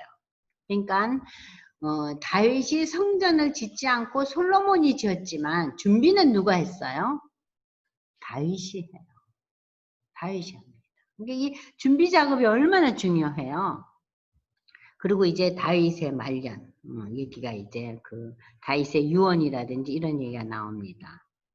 자, 기록 동기는 여러분 요 밑에 보시면은 열왕기가 객관적인 관점의 역사서라면 역대기는 남왕국이 멸망된 지 150년의 세월이 흘렀죠. 150년의 세월이 흘렀어요. 150년의 세월이 흐르면서 그 멸망의 역사를 회복의 새로운 역사를 창조하는 하나님의 섭리라는 저자의 주관적인 관점이 가미되고 있어요. 그러니까는 열왕기서는 어느 정도 객관적인 팩트에 대한 얘기예요.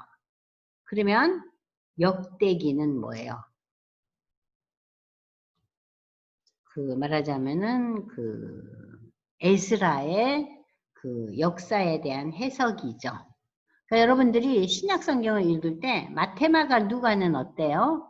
마테마가 누가는 나름대로 객관적인 관점에서 사건을 기초로 해서 마태가, 마가가, 누가가 기록한 예수님의 전기라 그러면 요한복음은 어때요?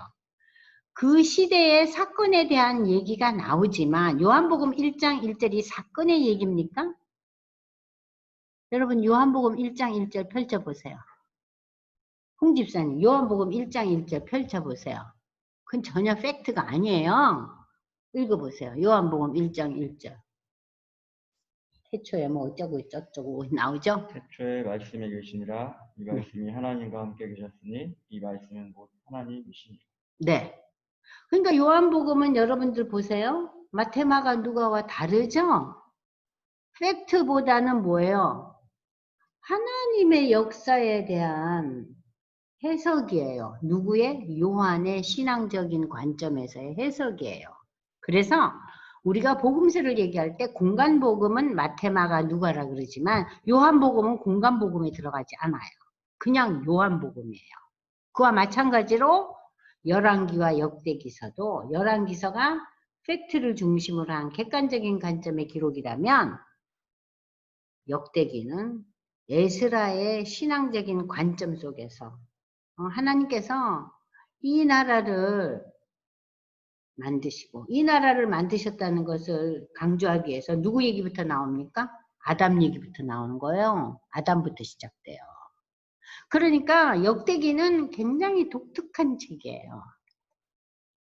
그래서 북왕조 얘기가 없잖아요. 북왕조는 잘라버렸어요. 이 내용이 담기지도 않았어요.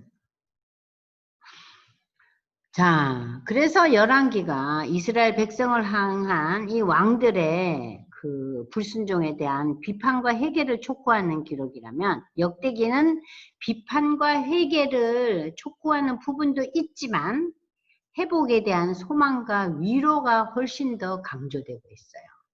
하나님의 놀라운 그 섭리 가운데서.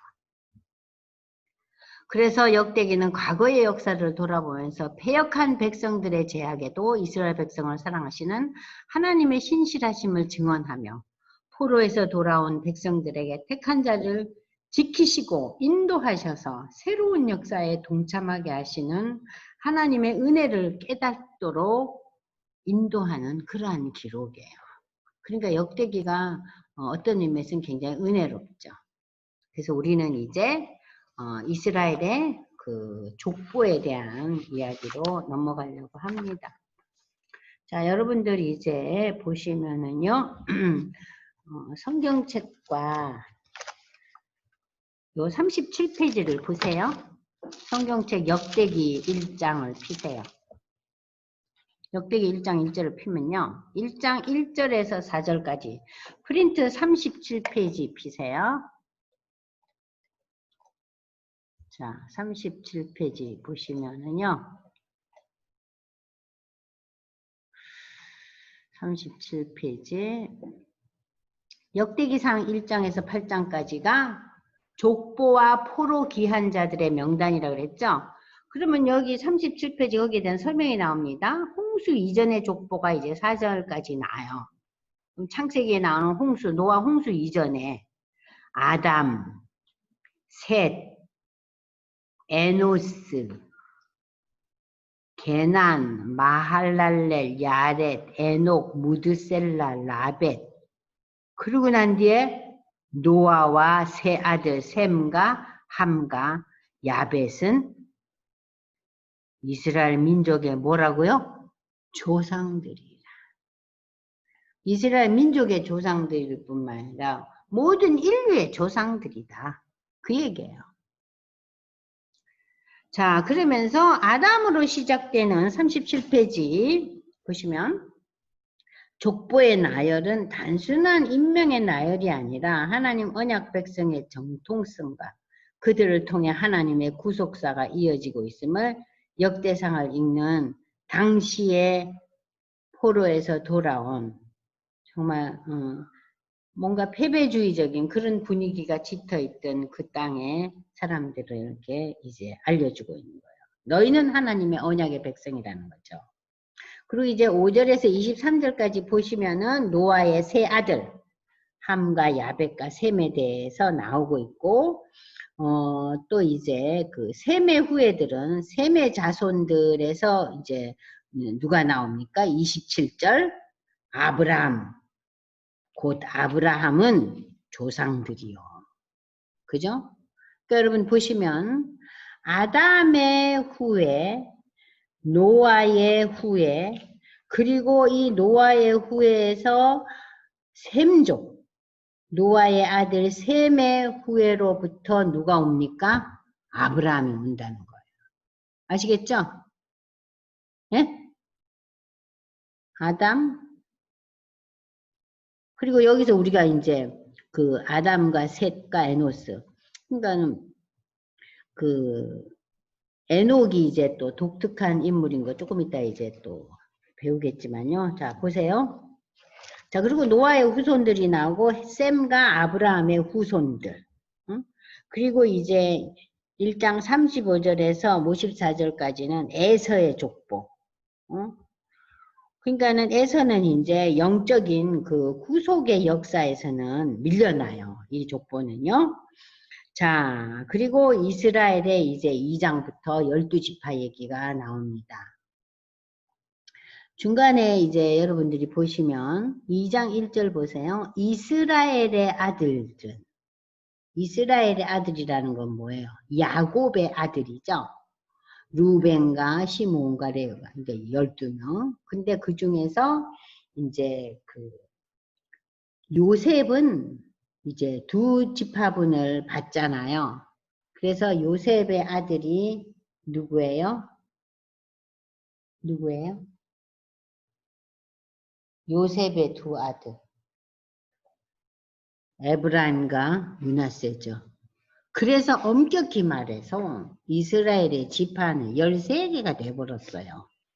근데 지파의 분류 속에서 레위를 빼죠. 왜냐하면 레위는 땅을 분배받을 때 땅 분배를 못 받잖아요. 그죠? 하나님을 섬기는 지파 아니에요. 레위 지파는. 그래서 12지파가 응? 그러니까는 요셉의 두 아들 지파 응? 므낫세와 에브라임이죠. 요셉의 두 아들 홍 집사님. 에브라임과 므낫세 아니에요. 그래서 이제 12지파 플러스 레위 지파. 그래서 엄격히 말하면 13지파죠. 근데 레위 지파에게는 땅 분배가 안 되죠. 그죠? 가나안 땅 들어가서. 그래서 이 12지파가 저들을 먹어 살리는 거 아니에요. 그죠? 제사를 드릴 때 누구 거 따로 떼나요?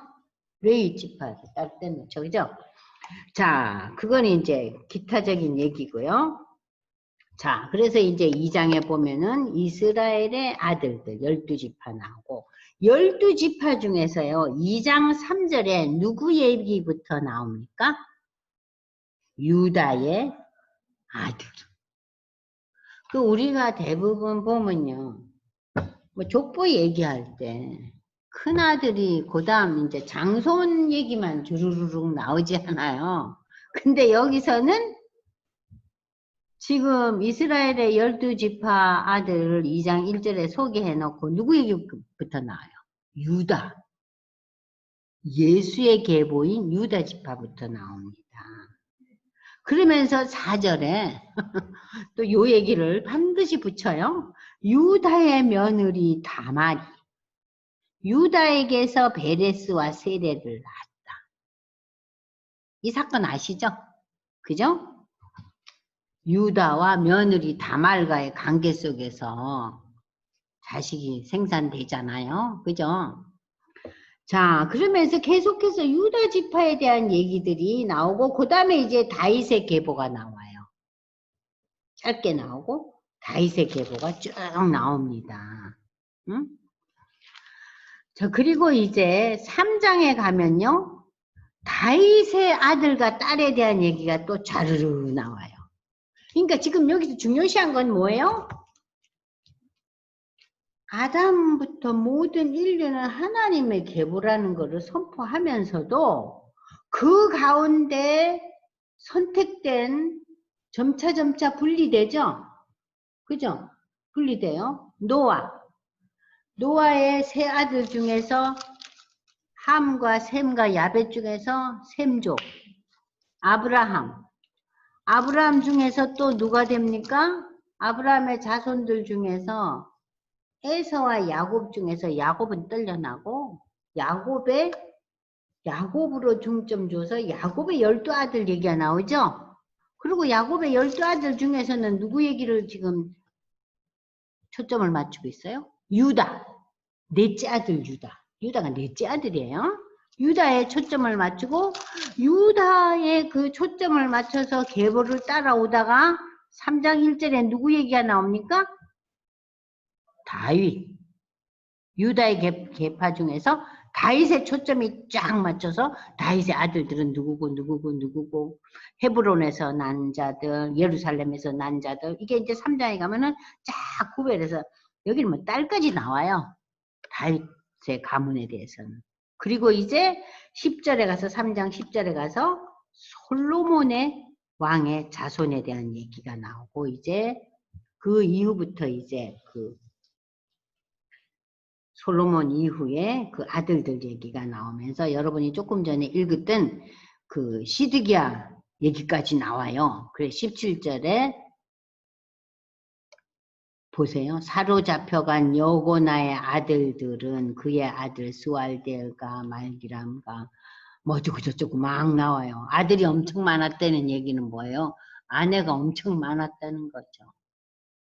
아, 이 시대의 남자들은 왕들은 그냥 여러 여자를 거느리고 사는 게 일이었나 봐요. 그죠? 옛날 왕들의 얘기 떠오르면 그렇잖아요. 자, 아무튼 이렇게 이제 얘기가 펼쳐져요. 그러면서 이 4장에 가서 유다의 자손에게 다시 한번 이제 얘기가 초점이 맞춰주면서요. 여러분이 굉장히 그 평소에 많이 듣던 얘기가 나와요. 자, 그래서 3장 9절에 유다의 자손 중에 누가 옵니까? 야베스라는 인물이 오는데 그 야베스라는 인물은 자기 그 형제보다 귀중하다 그랬어요. 이것도 하나님의 섭리예요. 역대상 4장 9절에. 그래서 귀중한 자라. 그래서 그의 어머니가 이름하여 야베스라고 지었는데 내가 수고로이 낳았다.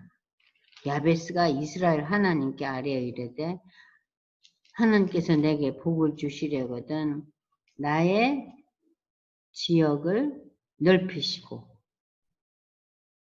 주의 손으로 나를 도우사 나를 환난에서 벗어나게 하시고 근심이 없게 하시고 그런 기도를 했어요. 그런데 하나님께서 그것을 허락했다. 그래서 축복의 개념을 이제 그 야베스의 기도라는 책이 나왔죠? 그죠? 그래서 야베스가 기도를 했어요. 하나님 나에게 지경을 넓혀주시고 그러니까 내가 하는 일을 넓혀달라. 또는 나의 자식을 많이 달라. 여러 가지로 얘기할 수 있죠. 또 하나님이 나를 도우셔서 내가 큰 위기와 어려움 속에서 벗어나게 하시고 나에게 염려 근심이 없게 하시고 이런 기도를 했는데 하나님 그걸 허락하셨다. 그래서 이 성경에서 참 보기 드문 본문이에요. 이 본문이 뜬금없이 이 야베스라는 인물이 유다의 계보에서 나오는 자손의 이름이에요. 근데 하나님께서 느닷없이 이 야베스가 기도한 거에 대해서 축복하시는 장면이 나와요. 그래서 우리는 참 이 계보, 이 족보가 이리 나오고 느닷없이 이 사람이 나오네. 결론은 뭡니까? 하나님께 너희도 아뢰어 기도하라. 응? 아뢰어 기도하라. 기도하는 자에게 하나님이 뭘 주신다고요? 복을 주신다는 거예요.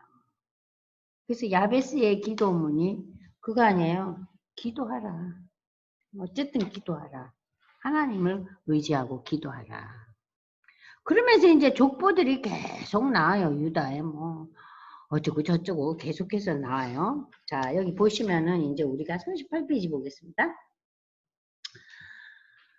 자, 유다 지파에 추가된 족보와 시므온 족파에 대해서 이제 4장부터 언급이 되고 있습니다. 5장에서 르벤, 갓, 므낫세, 요단 동쪽 지파 뭐 이런 지파에 대해서 여러 이제 얘기들을 쭉 하고 있는데 요단 동쪽 지파들은 풍요로운 땅을 차지하여 번성을 누렸지만 자, 땅 배분할 때 요단 동쪽과 요단 서쪽이 달랐죠? 그들은 우상 숭배로 말미암아 하나님의 징계가 임했죠. 이게 어디예요? 북왕국 아니에요. 그죠? 아수르의 왕 불에게 멸망당하는 종말.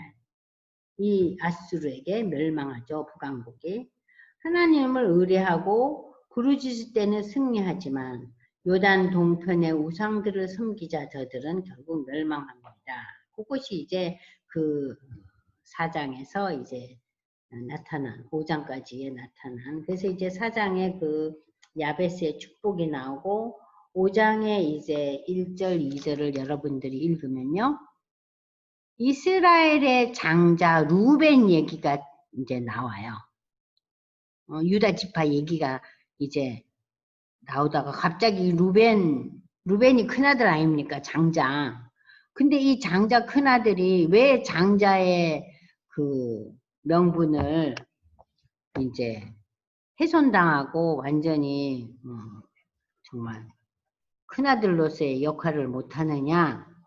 아버지의 침상을 더럽혔다. 창세기 35장 22절에 나오잖아요.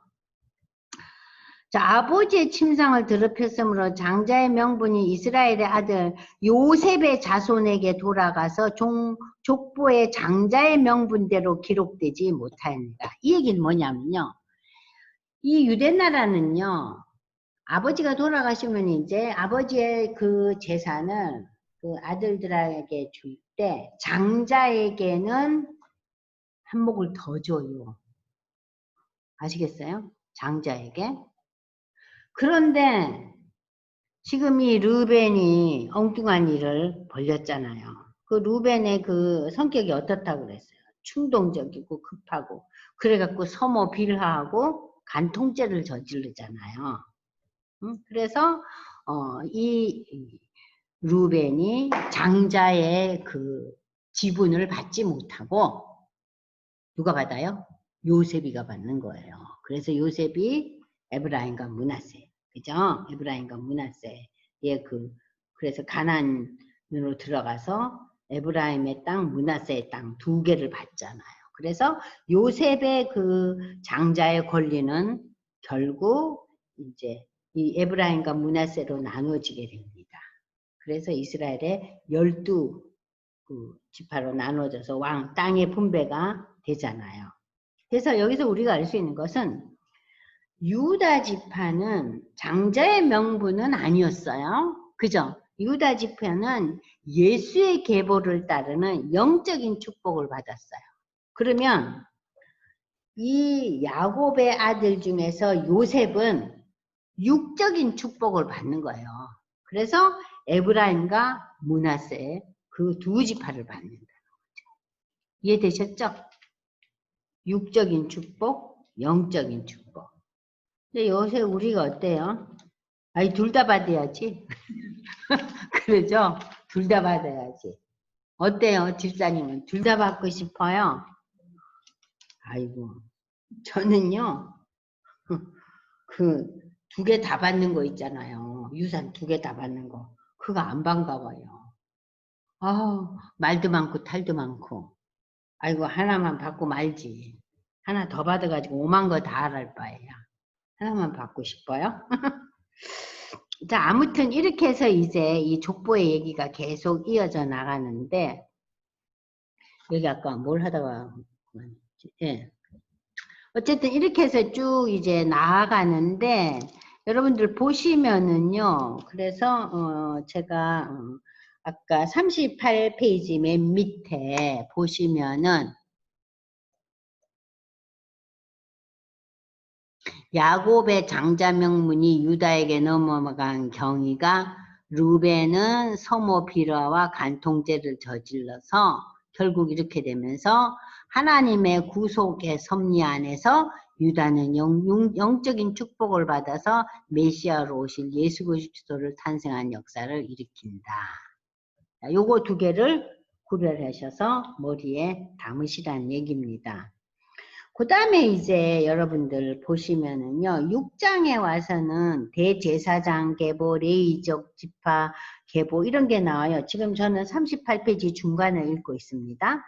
6장에서는 6장에 나오죠? 그죠? 6장에서는 대제사장의 계보, 레위 지파, 성가대로 봉사한 레위 자손의 계보, 아론의 계보, 레위 지파의 거주 성읍들에 대해서 언급하고 있다. 그러니까 하나님의 특별한 그 계보가 유다 지파라면 하나님을 섬기는 지파는 누구예요? 레위 지파죠. 그죠? 여러분들 구별이 되죠? 그러니까 그거 구별해서 보시라고요. 그리고 이제 7장에서는 이사갈, 베냐민, 납달리, 므낫세, 에브라임, 아셀에 대해서 언급하고 있다. 8장에는 베냐민 지파. 자, 이렇게 하면서 이제 지파에 대해서는 다 언급을 하고 있지만 이 역대기에서 가장 중시한 지파는 뭐예요? 유다 지파라는 거예요. 유다 지파는 큰아들도 아니었고, 그죠? 유다가 특별히 잘난 것도 없었어요. 오히려 유다가 엉뚱한 집 벌리죠. 그죠? 그럼에도 불구하고 하나님께서는 유다 지파를 통해서 예수의 계보를 일으키셔요. 그걸 가리켜서 우리는 하나님의 섭리, 일방적인 선택이고 섭리예요. 그러니까 우리가 예수를 믿는 것이 내가 하나님을 택한 거예요? 아니죠. 너희가 나를 택한 것이 아니라 내가 너희를 택했다 그랬잖아요. 그러니까 예수의 신앙 고백이라는 것은 내가 신앙 고백한 게 아니라 누가 고백한 거예요? 성령의 인도하심을 따라 고백한 거기 때문에 이것은 하나님의 섭리 가운데서 고백한 거 아니에요. 지금 그것을 우리에게 드러내 보이고 있는 거예요. 이 족보를 통해서. 이해되시죠? 자, 그리고 이제 여기서 레위 지파 이런 지파들은 다 무슨 뭐 하던 사람들이에요. 다 하나님의 일들을 한 사람들이에요. 뭐 찬양을 부르든가 이런 거. 그래서 여러분들이 이 지파들의 얘기는 여러분들이 또 읽어가면서 제가 중요한 그 본문들을 이제 보면은 그 지금 6장 49절 보세요. 6장 49절. 아론과 그의 자손들은, 자, 모세와 아론을 기억하시죠? 그죠? 출애굽의 모세와 아론, 형님 아론. 아론 그 레위 지파예요. 모세는 레위 지파잖아요. 레위 지파의 모세와 형 아론 중에서 하나님은 아론을 택해서 제사장으로 세우시죠. 그 얘기예요. 아론과 그의 자손들은 번제단과 향단 위에 분향하며 제사를 드리며 지성소의 모든 일을 하여 하나님의 종 모세의 모든 명령대로 이스라엘을 위하여 속죄하니. 레위기에 보면은 이 제사장들만 대속죄일에 어디에 들어가요? 네? 어디에 들어가요? 지성소에 들어가잖아요. 거기 가서 대표로 들어가잖아요. 그 지성소의 대표로 들어가는데 거기 그 커튼이 있다 그랬죠? 그 커튼이 언제 잘라져요? 예수님이 돌아가실 때. 여러분들 이해되시죠? 그러니까 여러분들이 이 레위기의 속죄의 의미도 알아야 예수의 속죄의 의미도 아는데 여기에서 보시고 아론의 자손에게 이 일을 맡겼다는 거예요. 그러니까 여기서 지금 얘기하고자 하는 건 뭡니까? 하나님의 일방적인 선택이에요. 하나님의 일방적인 부르심이에요. 아시겠죠? 네, 부르심이에요. 그래서 아론의 자손이 이걸 했구나. 레위 족속 중에서도. 그리고 이제 7장, 8장 쭉 가면서 뭐 이사갈, 아셀, 베냐민 쭉 나와요. 그런데 베냐민 그 자손 얘기가 나오면서 누가 나오겠어요? 사울 얘기가 나와요. 사울 얘기가. 응? 자, 그러면서 여기 보시면은 8장 33절 넬은 기스를 낳고 8장 33절 보세요. 사울의 아버지가 기스잖아요. 기억나시죠? 사울 읽을 때 기스는 사울을 낳고 사울은 요나단과 말기수와 아비나달과 에스바라를 낳았으며 요나단의 아들들은 누구를 낳고 이러면서 이제 베냐민 지파 얘기가 쭉 나와요. 그러면서 9장 1절 보세요. 온 이스라엘이 그 계보대로 계수되어 그들은 이스라엘 왕조실록에 기록되었다. 그 유다가 범죄함으로 말미암아 이 유다라는 것은 유다 지파를 얘기하는 게 아니라 남유다 왕국을 얘기하는 거예요. 이해되시죠?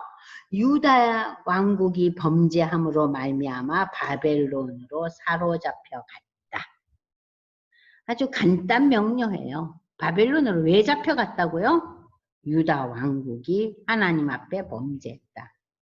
그들의 땅 안에 있는 성읍에 처음으로 거주한 이스라엘 사람들은 제사장들과 레위 사람들과 느디짐 사람들이다. 자, 여기에서 우리는 또 누굴 만났냐? 느디님 사람은 누구냐? 아이고, 이건 또 무슨 소리냐?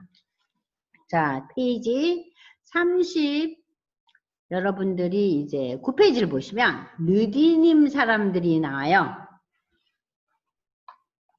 이스라엘 백성들은 가나안 땅에 정착한 이후 성막이나 성전에서 허드렛 일을 한 사람들로 저들은 나무와 물 기르는 일을 했어요. 그 성막과 성전에 관계된 일들은 누가 한다 그랬어요? 레위 지파가 한다잖아요. 거기서 제사 드리는 일은 제사장을 이어받은 모세의 형 아론의 후예들이라 그랬죠. 그죠? 자, 그런데 이 성막과 성전에서 뭐 요런 일들을 하려면 좌우지간 허드렛 일이 필요하잖아요. 이걸 한 사람이 이 느디딤 사람인데 이 사람들은 원래 기브온 지역에 살던 사람이었는데 저들이 가나안 전쟁이 일어날 당시에 아이고 이스라엘 소문을 들으니까 저거가 잡혀먹을 것 같으니까 아예 그냥 우리는 먼 나라에서 왔어요. 우리를 거두어 주세요 하고 이스라엘이 와가지고 이렇게 뭐라 그러죠? 귀신거린다 그러죠? 그런데 나중에는 이제 이 이스라엘 사람들이 알게 돼요. 이웃 사람이온 거를. 그렇지만 거짓말을 했지만 와서 도와달라니까 그들을 성전에서 레위인들을 도와 여러 가지 잡일을 도맡아 해요. 근데 참 이상한 게요. 하나님의 역사가 놀라운 게 남유다 왕국이 멸망하자 느디님 사람들도 유다 지파들과 함께 바벨론 포로로 끌려갔어요. 끌려갔다가 올 때 다시 예루살렘으로 돌아와서 이 느디님 사람들이 율법을 준행하고 안식일을 지키고 이방인과 결혼도 안 하고 이스라엘 백성과 다름없는 그런 삶을 살게 돼요. 그러니까 독특한 사람이죠. 그러니까 이 사람들은 엄격히 말해서 유대인들이 아니에요. 그러나 제사장의 일을 도와서 저들이 이제 이 사람들하고 화친을 원하니까 그럼 와라 해서 그 일을 맡기면서 이 느디림 사람들은 유대인화된 거예요. 이방인이었지만. 지금 우리가 어때요? 우리가 예수를 믿음으로 해서 우리는 한국 사람이지만 영적으로는 어때요? 영적으로 우리가 영적 이스라엘이 됐잖아요. 그걸 미리 상징하는 게 이 느리님 사람이에요. 아시겠죠? 네. 그러니까 이 그 구약에서 오늘날에 그 예수 믿는 사람들, 이방인도 크리스찬이 될 수 있는 여러 가지 상황들을 여기서 조금씩 내비치고 있어요. 이해가 되셨는지 모르겠네요. 자, 그래서 이 느디님 사람들, 원래는 기브온에 살던 사람들입니다. 그러고 난 뒤에 이제 저희는 다시 9장으로 돌아갑니다. 자, 온 이스라엘이 계보대로 계수되고 이 느디딤 사람 얘기가 나왔죠? 자, 그리고 난 뒤에 여러분들 보세요. 이 사람들이 이제 지금 9장에서 얘기하는 것은 바벨론 포로에서 돌아온 사람들이에요. 근데 바벨론 포로에서 돌아왔는 사람들이요. 무슨 귀족들, 특별한 기술을 가진 장인들, 여러 종류의 사람들 중에 이렇게 허들의 일을 하는 느디딤 사람도 있었다 하는 거를 이 역대 기자는 분명히 밝히고 있어요. 밝히고 있어요. 또 그러고 난 뒤에 여기 보세요. 9절에 보면은 여러 사람들이 왔는데 보니까 950명이 다 종족의 가문의 우두머리였는데 저들이 950명. 그러니까 종족 중에서 우두머리고 좀 이렇게 힘이 있고 괜찮은 사람들을 잡아갔다 그랬잖아요. 그러니까 그 종족들이 잡혀가면서 또 누구를 끌고 갔어요? 이 느디딤 사람들 허들에 잡아갔어요. 그러면서 그 얘기를 하고 있는 거예요. 그래서 1차 이 포로 회복에서 돌아온 것이 우두머리 950명과 13절 보세요. 하나님의 성전 임무를 수행할 힘있는 제사장 가문의 사람들이 1760명이었더라. 그래서 1차 때 온 사람들 얘기예요. 지금 이 글을 쓴 에스라는 1차 회복기 때 함께 온 사람이거든요. 그러니까 에스라는 1차 바벨론 포로에서 돌아올 당시에 이 에스라가 리더였어요. 그러니까는 1차 얘기를 지금 하고 있는 거예요. 아시겠죠? 자, 그러면서 이제 이 9장이 계속되고 있어요. 9장이 계속되고 그 다음에 또 33절 보세요. 찬송하는 자가 있으니 레위의 우두머리라. 그들은 족보의 우두머리로서 예루살렘에 거주하였더라. 자, 이렇게 해서 여러 지파의 얘기들을 이렇게 저렇게 얘기하면서 이스라엘의 여러 그 지파 얘기들을 통해서 지금 이 역대기 기자는 하나님께서 어떻게 유대 민족을 회복시키고 있냐를 언급하는 거예요. 자, 보십시오. 그러면서 이제 10장부터 누구 얘기가 나와요? 사울왕. 왕들의 얘기가 시작된 사울왕 얘기가 나와요. 그런데 사울왕 얘기는요, 10장에서 끝나버려요. 사울이 한계시야 말이지. 그래서 요 다음 시간에 10장부터 여러분들 시작할 거예요. 아시겠죠? 10장 사울왕 이야기부터 시작됩니다. 사울왕 10장부터. 그러니까 역대기 1장에서 9장까지는 중요한 개념만 여러분들이 알고 넘어가시면 돼요. 저도 이거 다 몰라요. 알 수가 없죠. 그러나 하나님께서는 분명히 의미를 다 나름대로 주셨을 거예요. 그러나 우리가 반드시 알아야 될 내용은 딱 하나. 유대가 회복되는 것을 기록하기 위해서 아담부터 거슬러 올라가서 하나님의 놀라운 섭리와 다스림을 에스라가 기록하고 있는 거예요. 어디까지? 1차 포로 회복 때까지. 그러니까 9장까지가 뭐예요? 아담부터 1차 포로 회복기까지의 얘기예요. 그리고 10장부터는 다시 왕들의 얘기로 들어가요. 왕들의 얘기. 유대 왕들. 사울왕, 다윗, 솔로몬, 그리고 이제 르호보암. 여로보암 왕들 얘기는 없어요. 북왕국에. 어때요? 이해가 좀 되셨어요? 자, 그러면 이제 기도하고 끝내기로 하죠.